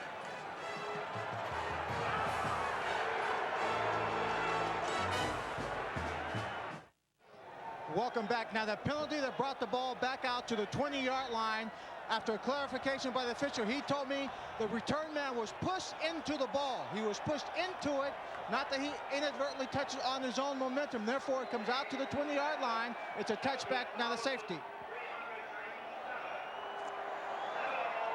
He was pushed, no question about it. The ball did go into the end zone. And even if it hadn't gone into the end zone, as soon as the ball is illegally touched or pushed, he was pushed into it, then it's a dead ball. Now, the fact that it went into the end zone, I guess it comes out to the 20. Joe was upset. He thought it was a safety, too. Well, that's why they go over and talk to him. All right, first down at the 20-yard line for Iowa. 17-14 ball game. And here's Sherman with a man open. It's Sedrick Shaw out of the backfield. All the way down to the Penn State 43-yard line. Expect the unexpected. That was one of our game stories. Hayden Fry, play action. Now he's got Shaw over there. They've been throwing this swing pass on the linebacker to the fullback. This time he gets Shaw, the halfback, up there with better speed. Beats Collins, the linebacker. And well, Hayden's got him guessing. First down at the 43-yard line for the Hawkeyes. Shaw's in motion, puts him out there in the receiver position. Go underneath with it to Dwight. And Dwight's inside the 30 and down to the 28-yard line. Another first down for the Hawkeyes. Well, offensively, it's been all Sherman. Sherman to the rescue, 207 yards and 2 touchdowns. Shaw's been carrying him to this point, but not in this game. He's been receiving some, and Slutzker leads the receivers with 4. 2 big plays for Iowa here to start their first possession of the second half, and Demo Odoms has checked into the ball game. Sherman doing a great job in the first half. This is Shaw running it, and he gets about 6, maybe 7. Filardi, the middle linebacker for Penn State, made the tackle. Ball is exactly on the 21. Defensively now, the Lions in the first half. The strong safety Holes has 5 tackles. Collins, the linebacker, has a sack along with the other linebacker, Nelson. Second down. 2.5. Shaw's wide open. Sherman goes instead to Dwight inside, and he's taken down at about the 15-yard line, just inside the 15. You got a roughing the passer call coming up against Penn State. They abuse Sherman, and that's going to be a big call right here. Though the play was good for the first down, but for much shorter yardage. Roughing the passer on the defense. 15. Half the distance to the goal line. Automatic first down. That's half the distance coming up here. Shaw backs out, sees the field. Oh, no question. That's Scioli, number 5. Maybe more in frustration than anything else. So the penalty carries an automatic first down. It is half the distance to the goal line. And here's Iowa knocking on the door. Penn State opponents inside the 20 have been perfect. They've scored all 16 times. 11 touchdowns and 5 field goals. Ball is at the Penn State 7, first and goal.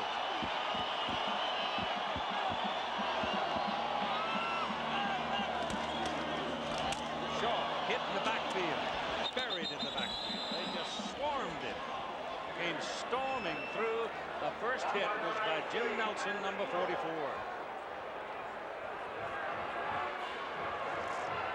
Here's Nelson, number 44, the middle linebacker, from behind the line right here. He's just going to come right in. Linebacker blitzing right through the hole. The guard was pulling. He ran right by him. So they lose back to the 11th. And it's second down and goal. Sherman back. Blitz coming again, moves a little, gets open, ball thrown towards Slutzker, the tight end, and thrown behind him. He was available. If the ball's in front of him, he probably makes the catch. Defending on the play was Aaron Collins at 6 feet tall, Slutzker 6'5". Pass was behind him. A lot of things going on then. Sherman had some people in the pocket. He had to move around, and he wanted to make sure it didn't get picked off. And that's the last thing you want down here is where Sherman has gone coming into the ball game. He had thrown 77 straight without an interception, and he hasn't thrown any today. Third and goal from the 11-yard line.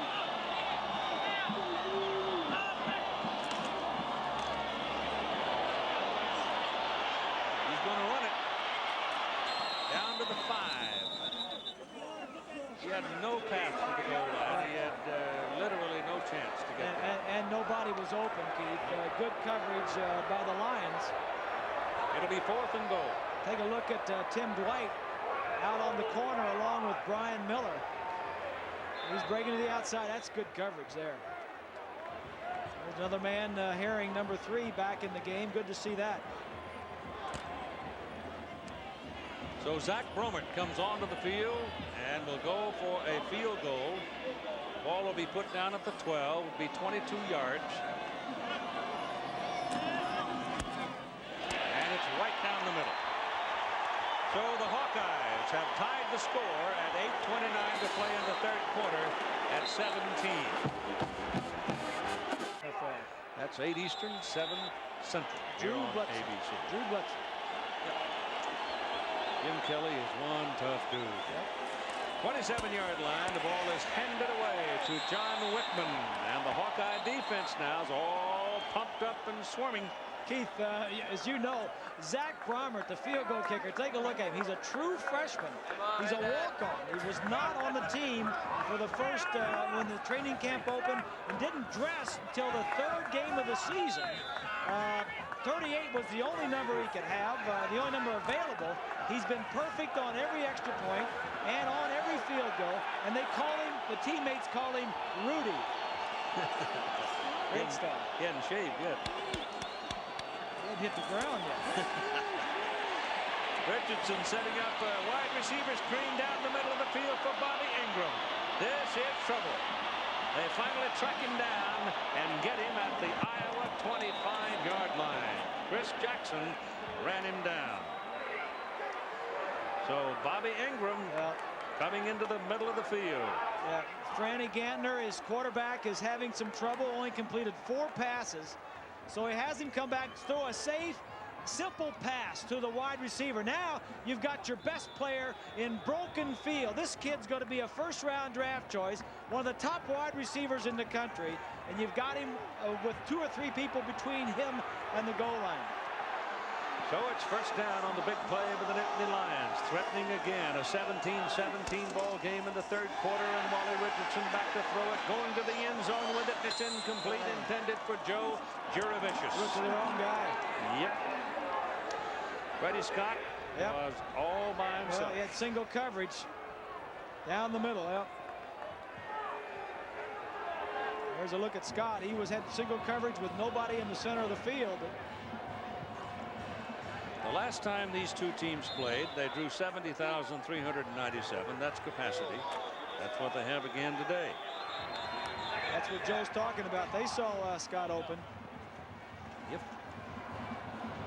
I think that's the difference this year. Of course, Wally Richardson getting an opportunity to play for the first time versus Kerry Collins last year, 5th-year senior, who has played a lot of ball. He would have made that throw, would have found the right guy. But with Richardson playing for the first time, experience is a great teacher, Keith. You can't, there's no substitution for experience, and Wally's getting that this year. Stephen Pitts is the deep man. He's got quickness. 2nd down and 10. They show blitz, they don't come, and Pitts gets the ball right up the pipe to the goal line. Didn't get in. He's about a half a yard shy of the goal line. It'll be 1st and goal, Nittany Lions. Take a look here. Watch the offensive lineman. There'll be a huge hole right up the middle. That's Conlon, 53. Tilch is the center, 75. And last week, the 3rd string running back for Indiana ran for nearly 200 yards, 199 versus the Iowa defense. Elephant backfield is on the field. And it's Whitman, touchdown.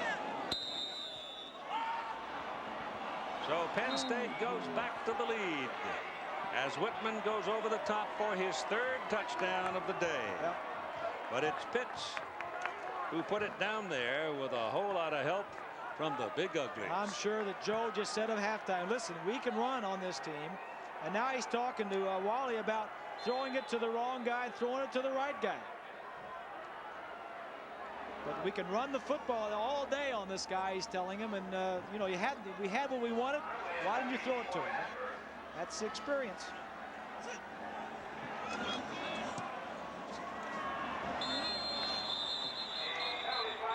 Penalty flag on the kick.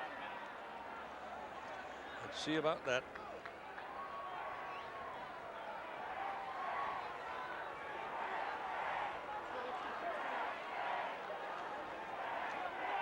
It's obviously against Iowa. They're talking to Penn State, so they'll take the point offsides and they'll assess the penalty on the kickoff.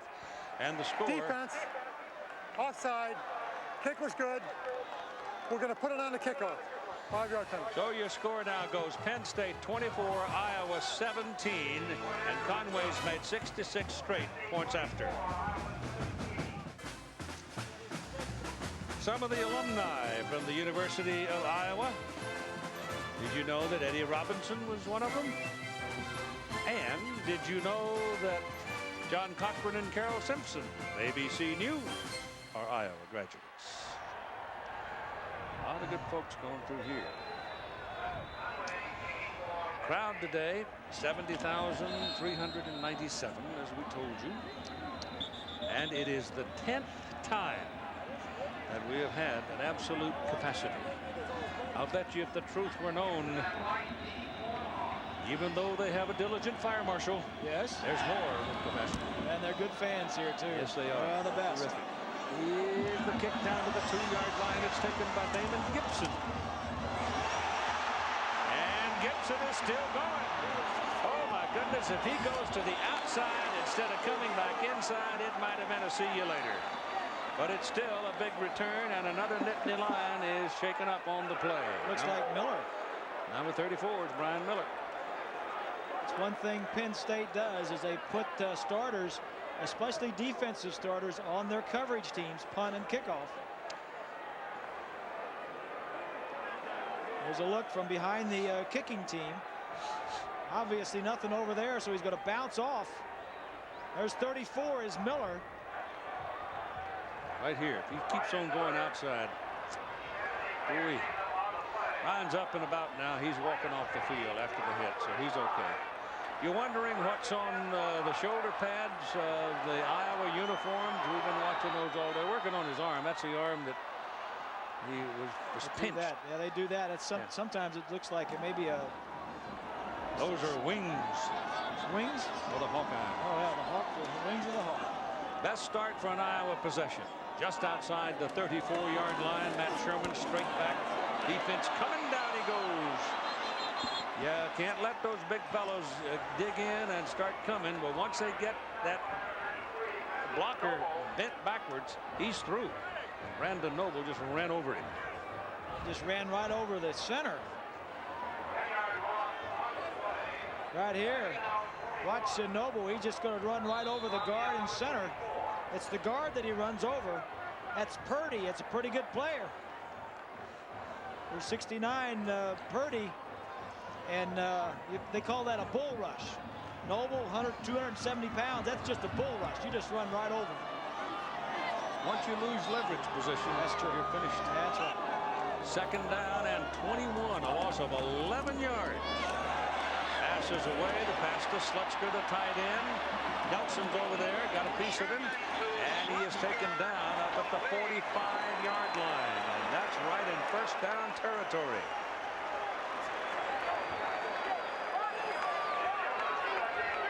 This has turned into a pass drill now for the Hawkeyes. They've almost given up on the run. Slutzker, tight end, going from the right side over to the left. Ty standing up.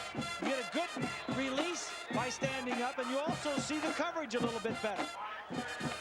Puts a little move on Nelson, sees the first down marker, and picks it up. Slutzker's got 115 yards now on his 5 catches. Last year he had 8 catches for 80. He played against Penn State all the time. He loves the Lions. Shaw turned upfield almost too soon, but got away with it. The pass is completed to Tim Dwight. And again, that's right on the first down marker, and looks like it could be. Mark Tate made the tackle to bring Dwight down, and he's sort of stretched out of shape and is going to have to leave the game. Brian Miller's going to come back now for the Nittany Lions, but it is the first down for the Hawkeyes. 24-17, Penn State leads. Iowa trying to answer. There's a look at Miller. He's back in.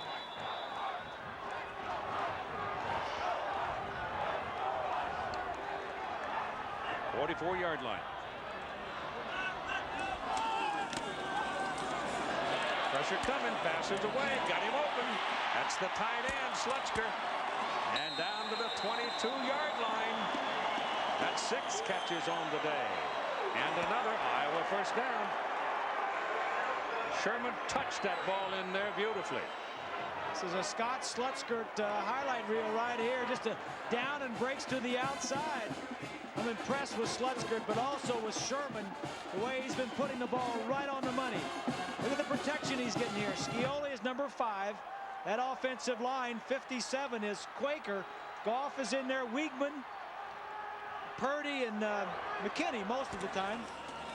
From the 22, it is Sedrick Shaw. And he's got about 9 yards on the carry before he's belted out of bounds. An offensive line 70. Weigman is the center. Not many centers around. Look at this. A center that can snap the ball, pull and cut block. That's big time right there. You know what, Bob? I think there are a lot of good centers this year. It seems like everywhere we go, We have seen at least one. But I have not seen one as agile as Weigman to be able to snap the ball and get out of there and block somebody like he did. 13-yard line. Second down and 1. Ball is handed off to the fullback, Rodney Filer. He pounds down to the 10, and it's first down for Iowa at the Penn State 10. And here's John Saunders. That reality is in place in Lincoln. It is here in Iowa City where the big surprise may be taking place, as Iowa has played head up with Penn State all day. A lot of people thought the Hawkeyes might cave under, but they haven't yet. They're down by 7 and threatening at the 10-yard line. Into the middle it goes, and the ball is moved down near the 5. It'll be second down.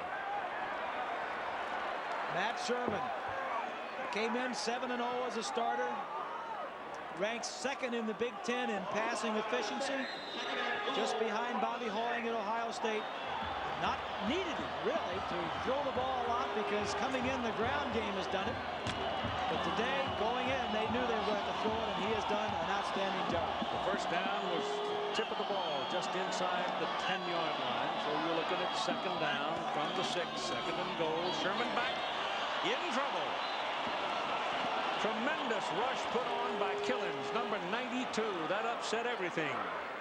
So Terry Killins, the penetration, unsettled the whole play. Watch to the right side.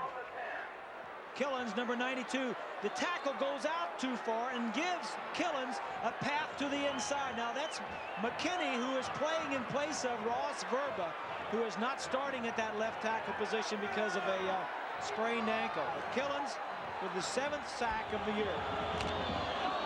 There's McKinney. That's the 5th sack today by the Nittany Lions of Matt Sherman. Third down and goal from back at the 10. They try one up the middle, and there's nothing there. That sack was a key play on second down. So that should get your place kicker in the ball game. And they will settle for 3. Comes Rudy. Romert is from Pensacola, Florida.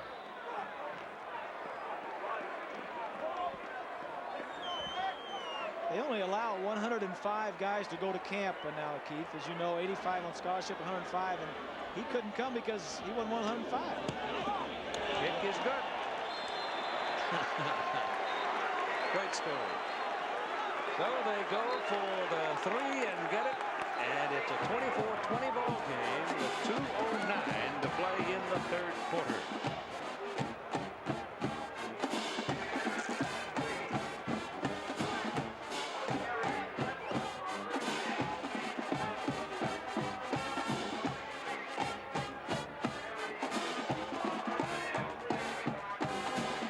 With Don Patterson yesterday, the offensive coordinator, about Robert, and he said the kid came out and he just kept making field goals. And I asked him, I said, how many field goals did you make when you were a senior in high school? He said, I kicked 2 out of 3. He said, yeah, I didn't kick many. He said, why? He said, well, we didn't need to.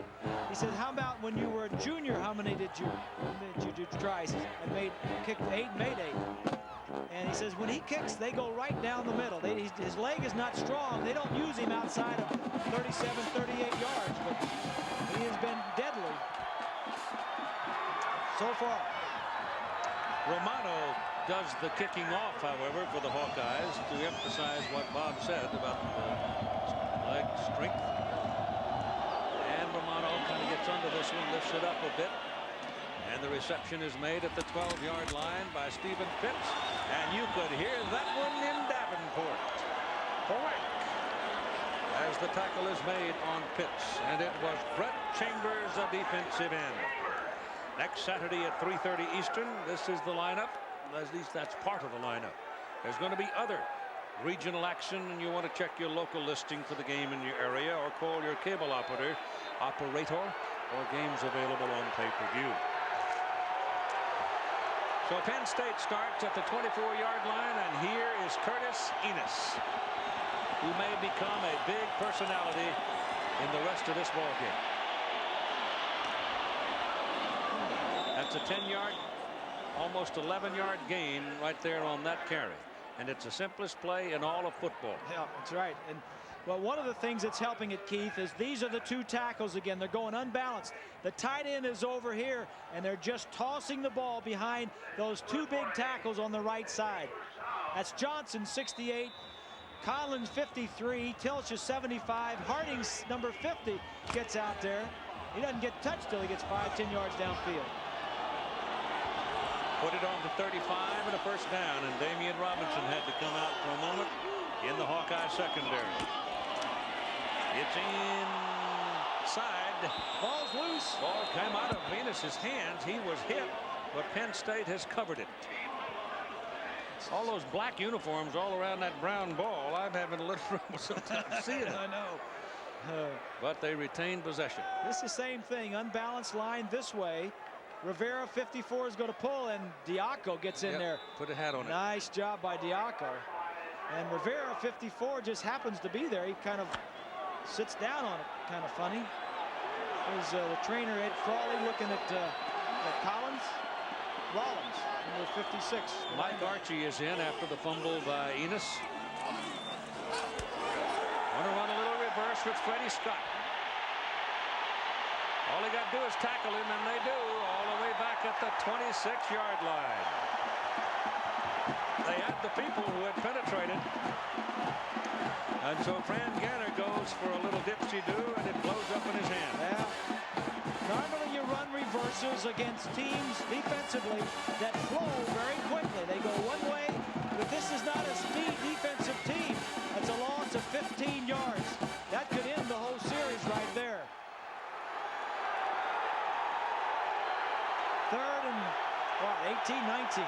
Coming down to the end of the third quarter, a 24-20 ball game, and they're going to let the clock run down.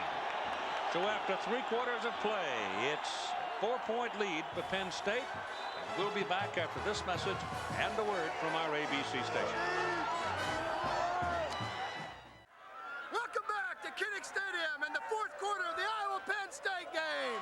Now back to you, Keith. Go Hawks! Did I see you out to dinner with him the other night? Can I have that? What if I could trade him for that hat? 26-yard line. First down for Penn State. The third down, excuse me, for Penn State. Third down and 19. Third and 19. This could be a big play in the whole structure of the story of this game. It's batted in the air. It is intercepted. Picked off by George Bennett, a defensive end. And Iowa has the ball at the Penn State 30.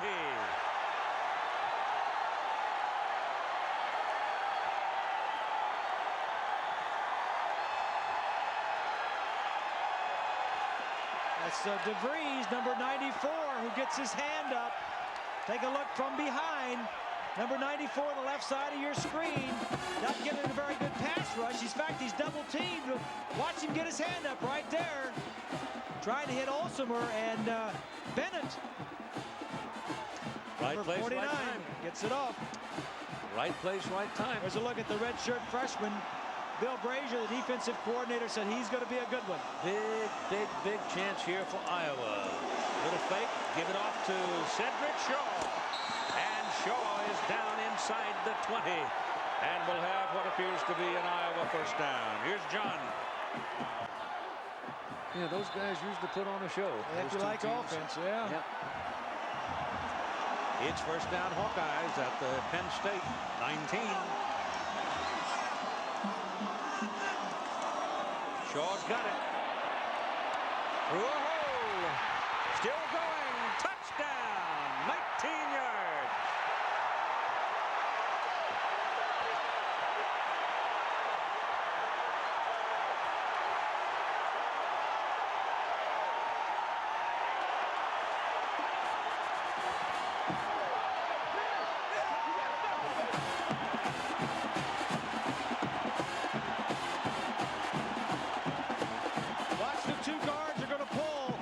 79 is Golf, 69 is Purdy, 34 is the fullback.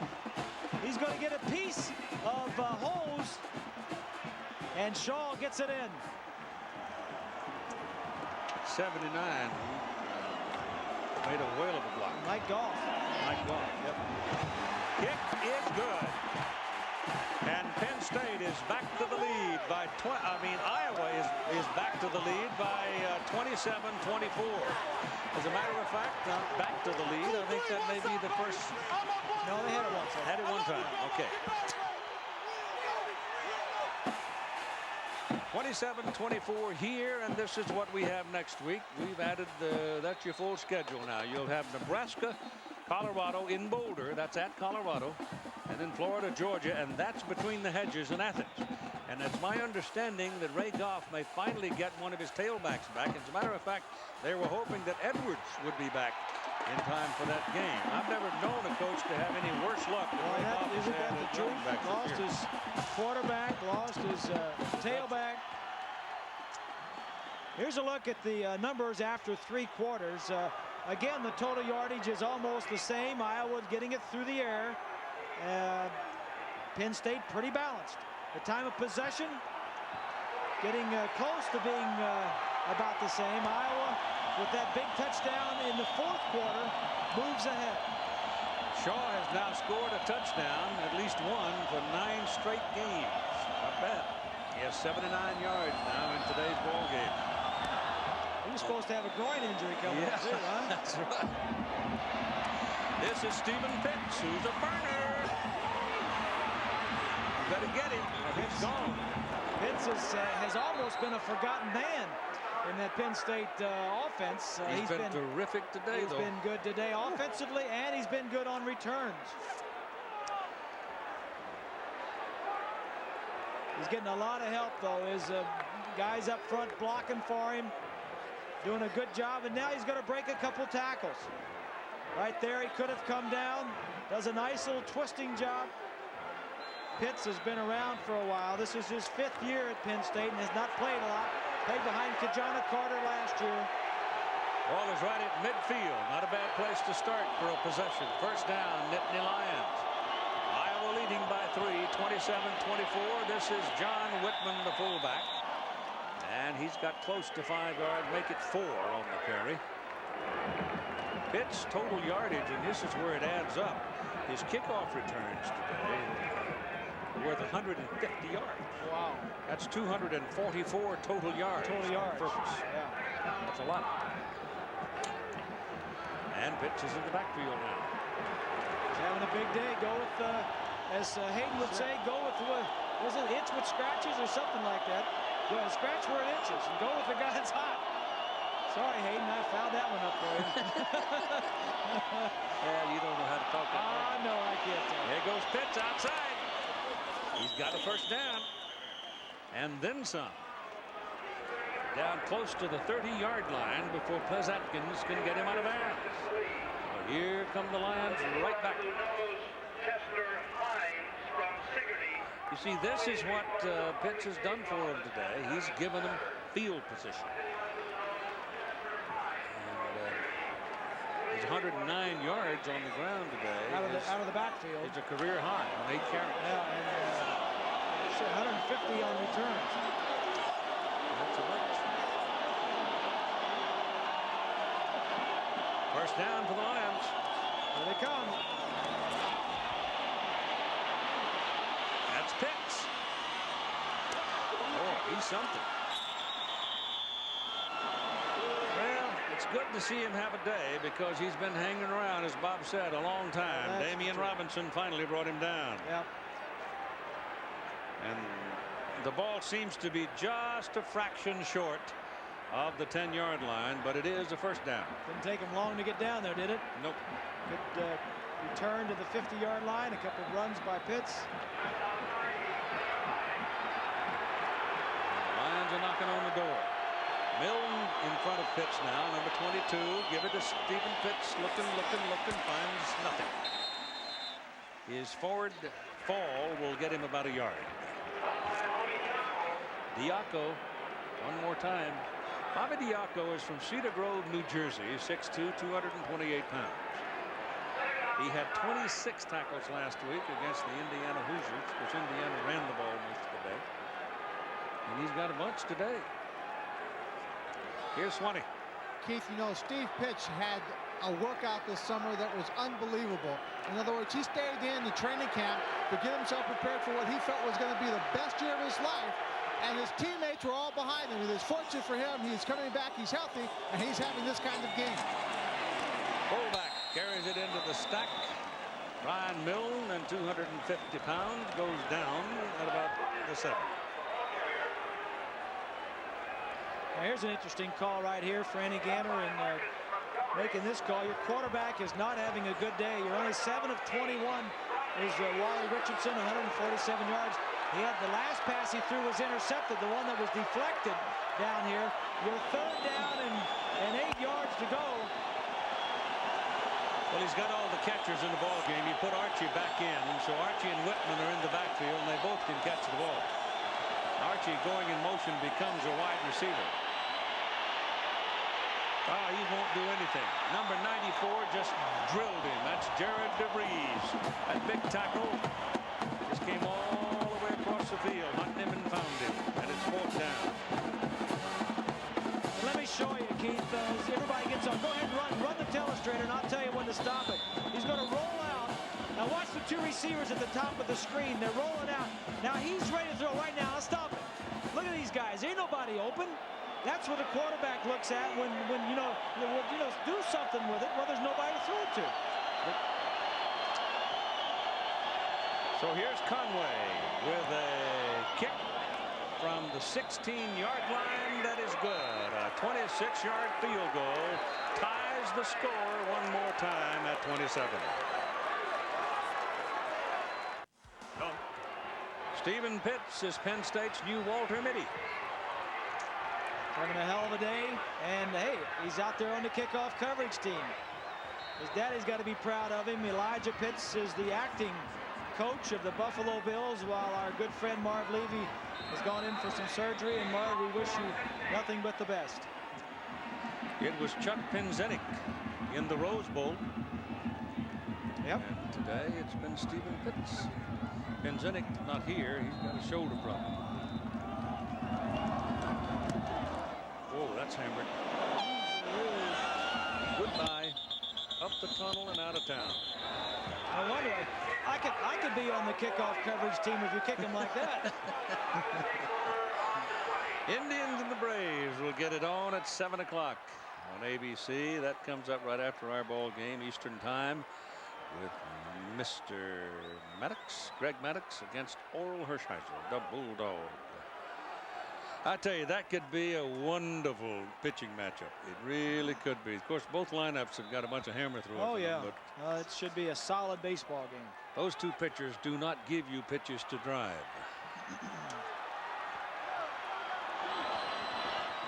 All right, Matt Sherman turns around and pitches that ball back to Sedrick Shaw. Shaw is hit by number 13, Clint Holmes, and he takes him down at the 24-yard line. Sherman on the day, 17 of 21 for 318 yards and 2 touchdowns. And Notre Dame has defeated Southern California 38-10. And I'm going to say publicly, I am not surprised. Well, they haven't beaten Southern California has not beaten Notre Dame in what, 12 tries? Yeah. Yep. There's one tie in there. I think it was last year. At the 24, 2nd down and 6.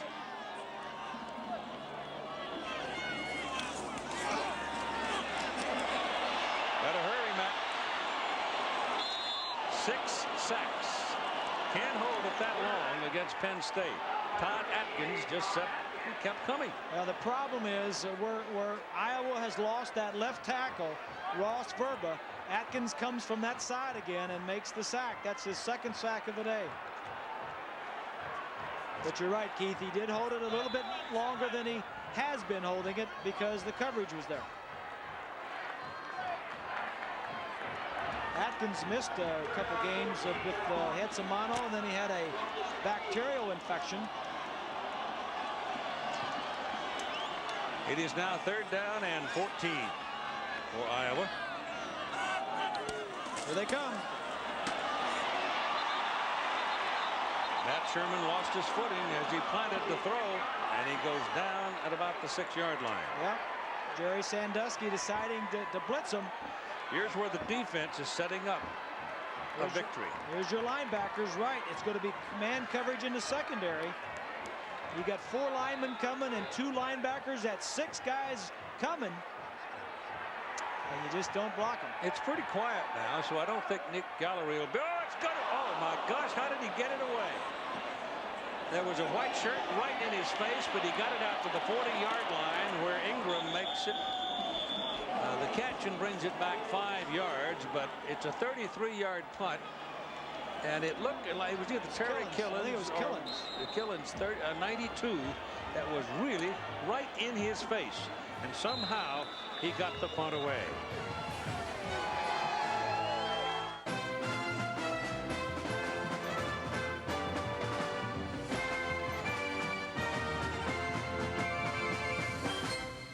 And the fun goes on in Iowa City. Right here, take a look at this. You're right behind the punter. Killens is lined up right over center. How does he get this off?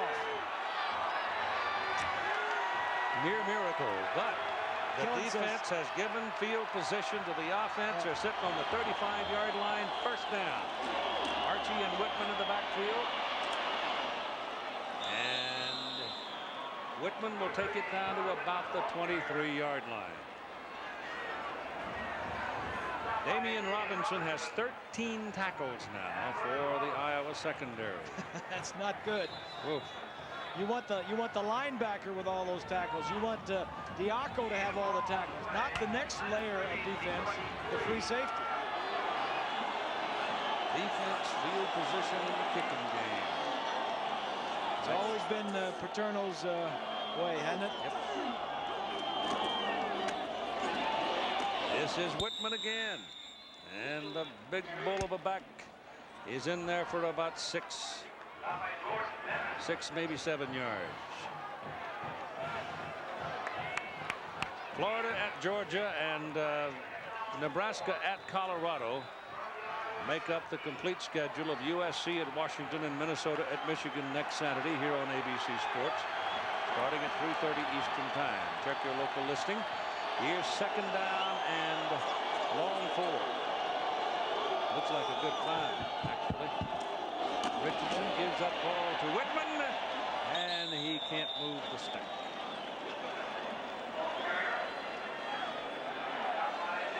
Innes Inge is down under the bottom. Bill Innes Inge. That's Innes-Inge. 245-pound junior from Kirkwood, Missouri. Defense has been pretty stingy in its 5 ball games. It's only allowed 4 of the opponents to score 1 touchdown. Now it's third down on the long 4, and Stephen Pitts checks into the backfield.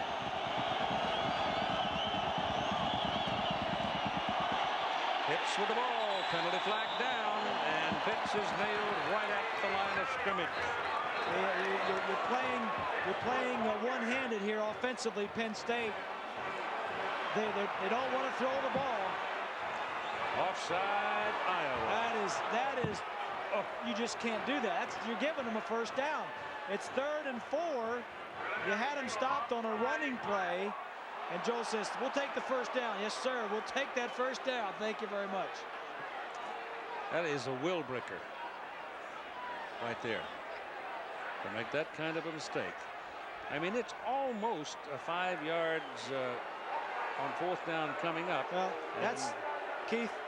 Iowa and Hayden Fry's groups are last in the Big Ten in penalties. I think they've had 85 or 86 yards per game in penalties, and that right there, it's going to kill you. You just cannot. You don't think it's going to enter into a game, but right there, this could be the main thing. It is now first down. The ball is at the Iowa 12. Unbalanced. Richardson's pass is caught all right, but it's going to wind up with a yard loss. Bobby Engram caught the ball, but Ples Atkins was Nice play by Atkins. This comes from the fact that your quarterback is not having a good day. And you don't want to throw the ball downfield, so you throw a wide receiver screen and hope that your All-American can do something with it. But Atkins, who's had 4 interceptions on the year, and as you mentioned earlier, ran 2 of them back for touchdowns, was right there. Second down, 11. The ball comes back on the 13. Pitts is in. Richardson throwing deep into the corner. Touchdown, Bobby Engram.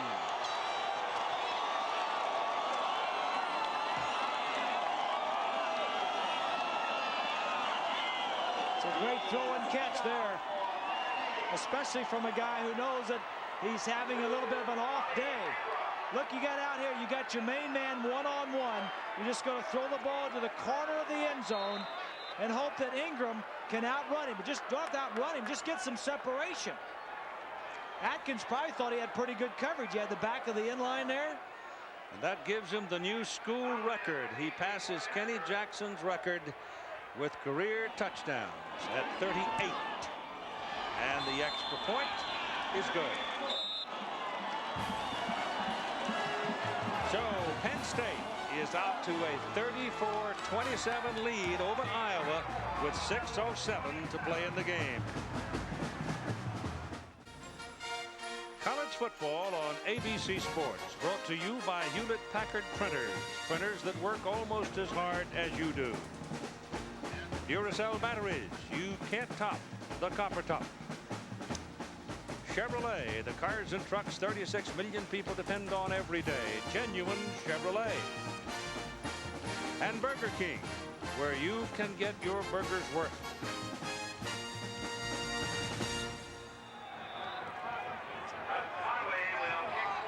Oh, what a nice day, huh? And not a cloud. Way in the distance, you can see the front that has moved through. The wind kicked up a little bit again. It's kind of lays off and then pops up again, so there is some wind swirling around. Brett Conway will kick it away.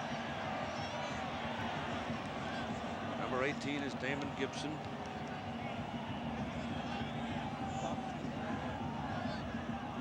Number 6 is Tim Dwight. Conway's kick is long and way back in the end zone and beyond the field of play. So to come out with the 21st down, and let's check in with John Saunders. They really missed having those defensive players.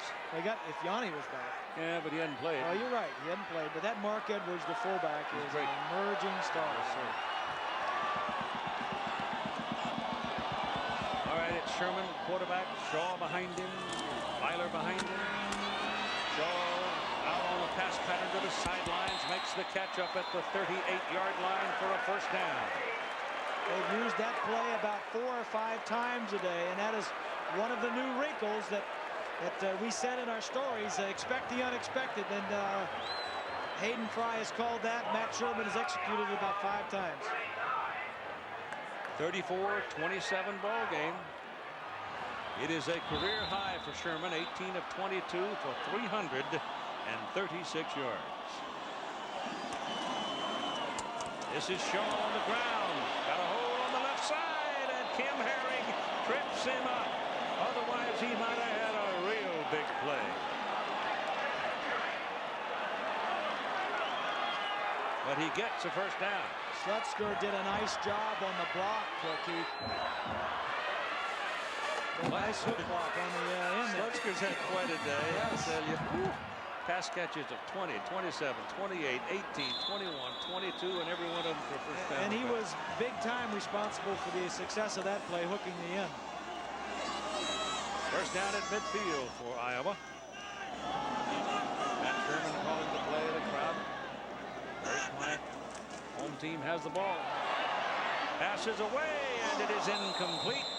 And Dima Odoms fell down, lost his footing just as he was going to jump for the ball and couldn't get up to it.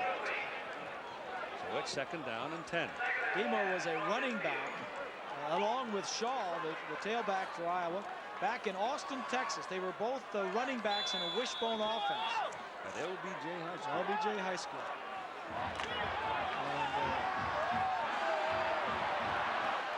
And doing pretty good at wide receivers over. Yeah.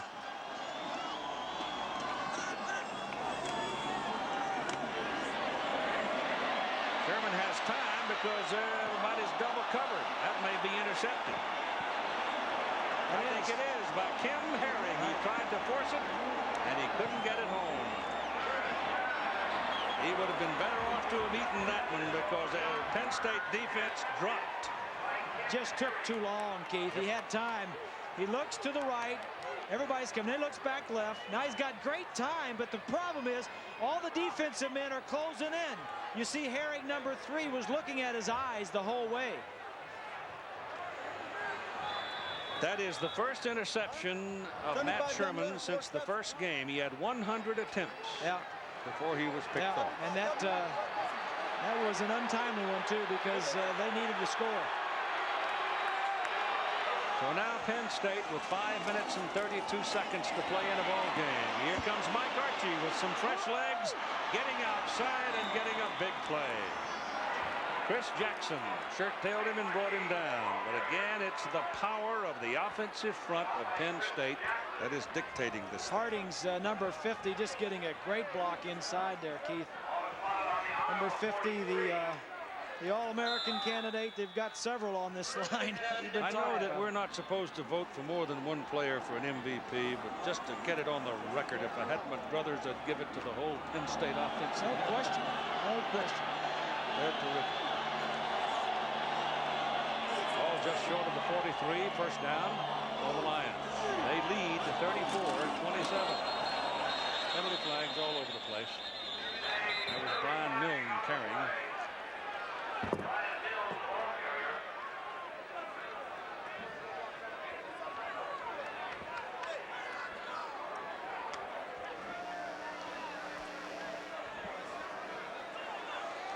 On the offense, 5 yards, false start.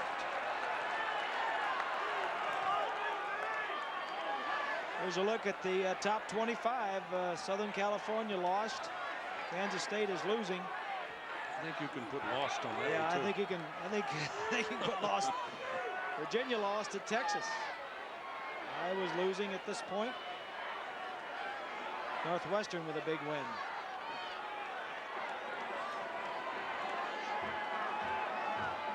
Stanford now losing to UCLA. You know, Spike Dykes ball club out there, Texas Tech. That's a scrappy crowd. Yes, yes, yes. They battle you.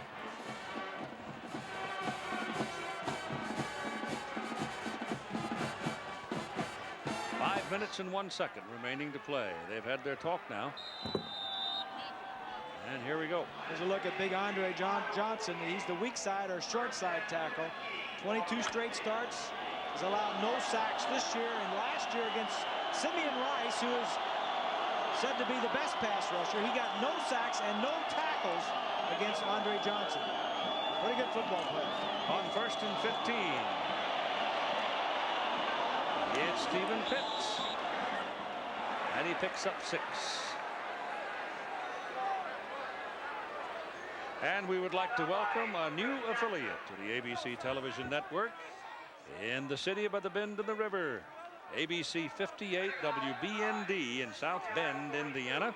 Happy to have them with us on our ABC college football team, beginning with today's ball game. So welcome, guys. 2nd down and 9. John Whitman's the fullback. Stephen Pitts is the tailback. And the Nittany Lions have one primary interest here, grinding up the clock, getting it down so they can at least add a field goal. But the Iowa defenders jump in there on 2nd down. It'll be 3rd down and 9. And they're certainly not in field goal range at this point. 3 points in this possession would be very large. Clock is running at 3 minutes and 35 seconds to play in the ball game. If you don't pick up a first down here, you're going to have to punt the ball and give it back to him. So if you run it here, the way you've been running it all day, but I think they may get him outside the pocket. Archie's your tailback. He's in motion. He becomes a wideout. That gives him 3. They're going to throw. Down the middle. They let it go big for Bobby Engram. He's got it. Touchdown. Just throw it to Engram. He got away from Billy Coates. That's what they did the last time on the other side of the field. Just throw it to Engram down the sideline. He's going to look to his left initially, but you can bet that he was throwing it down Engram down this side. Engram does a nice job of playing off of Coates number 30. And remember that Coates is in there for the injured Tom Knight.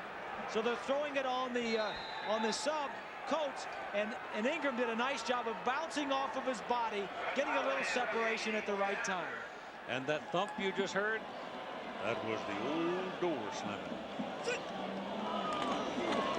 Point is good. With 3:09 to play in the ball game, Penn State has a 2-touchdown lead.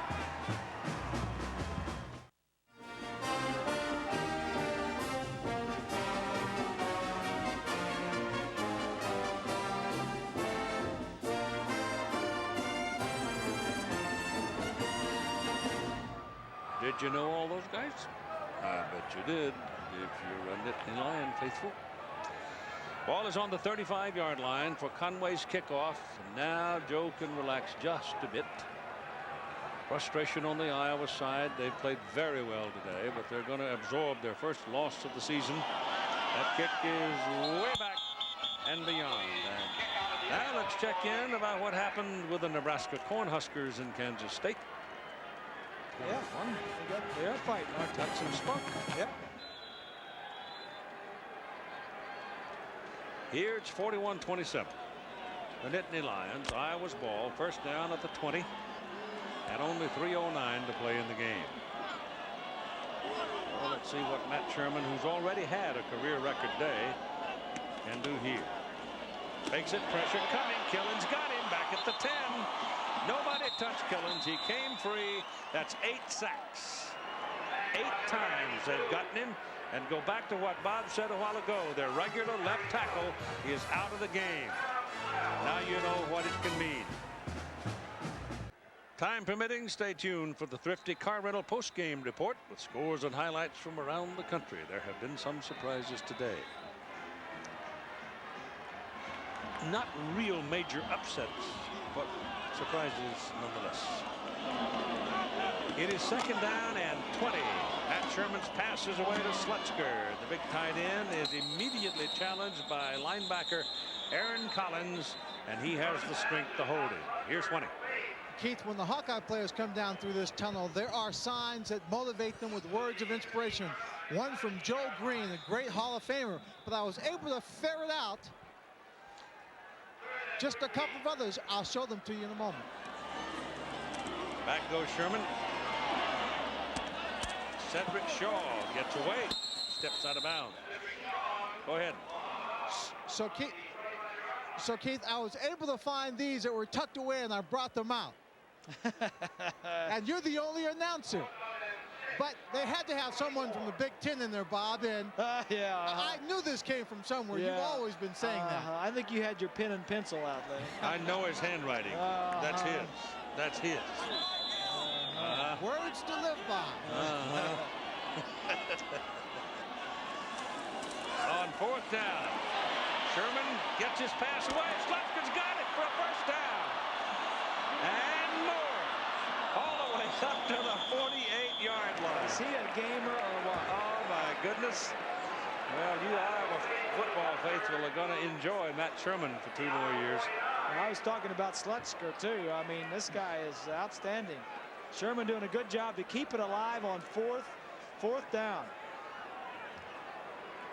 Yeah, he's had a career day, too. Shaw's got it. High stepper. But they throw him out of bounds short of the line of scrimmage.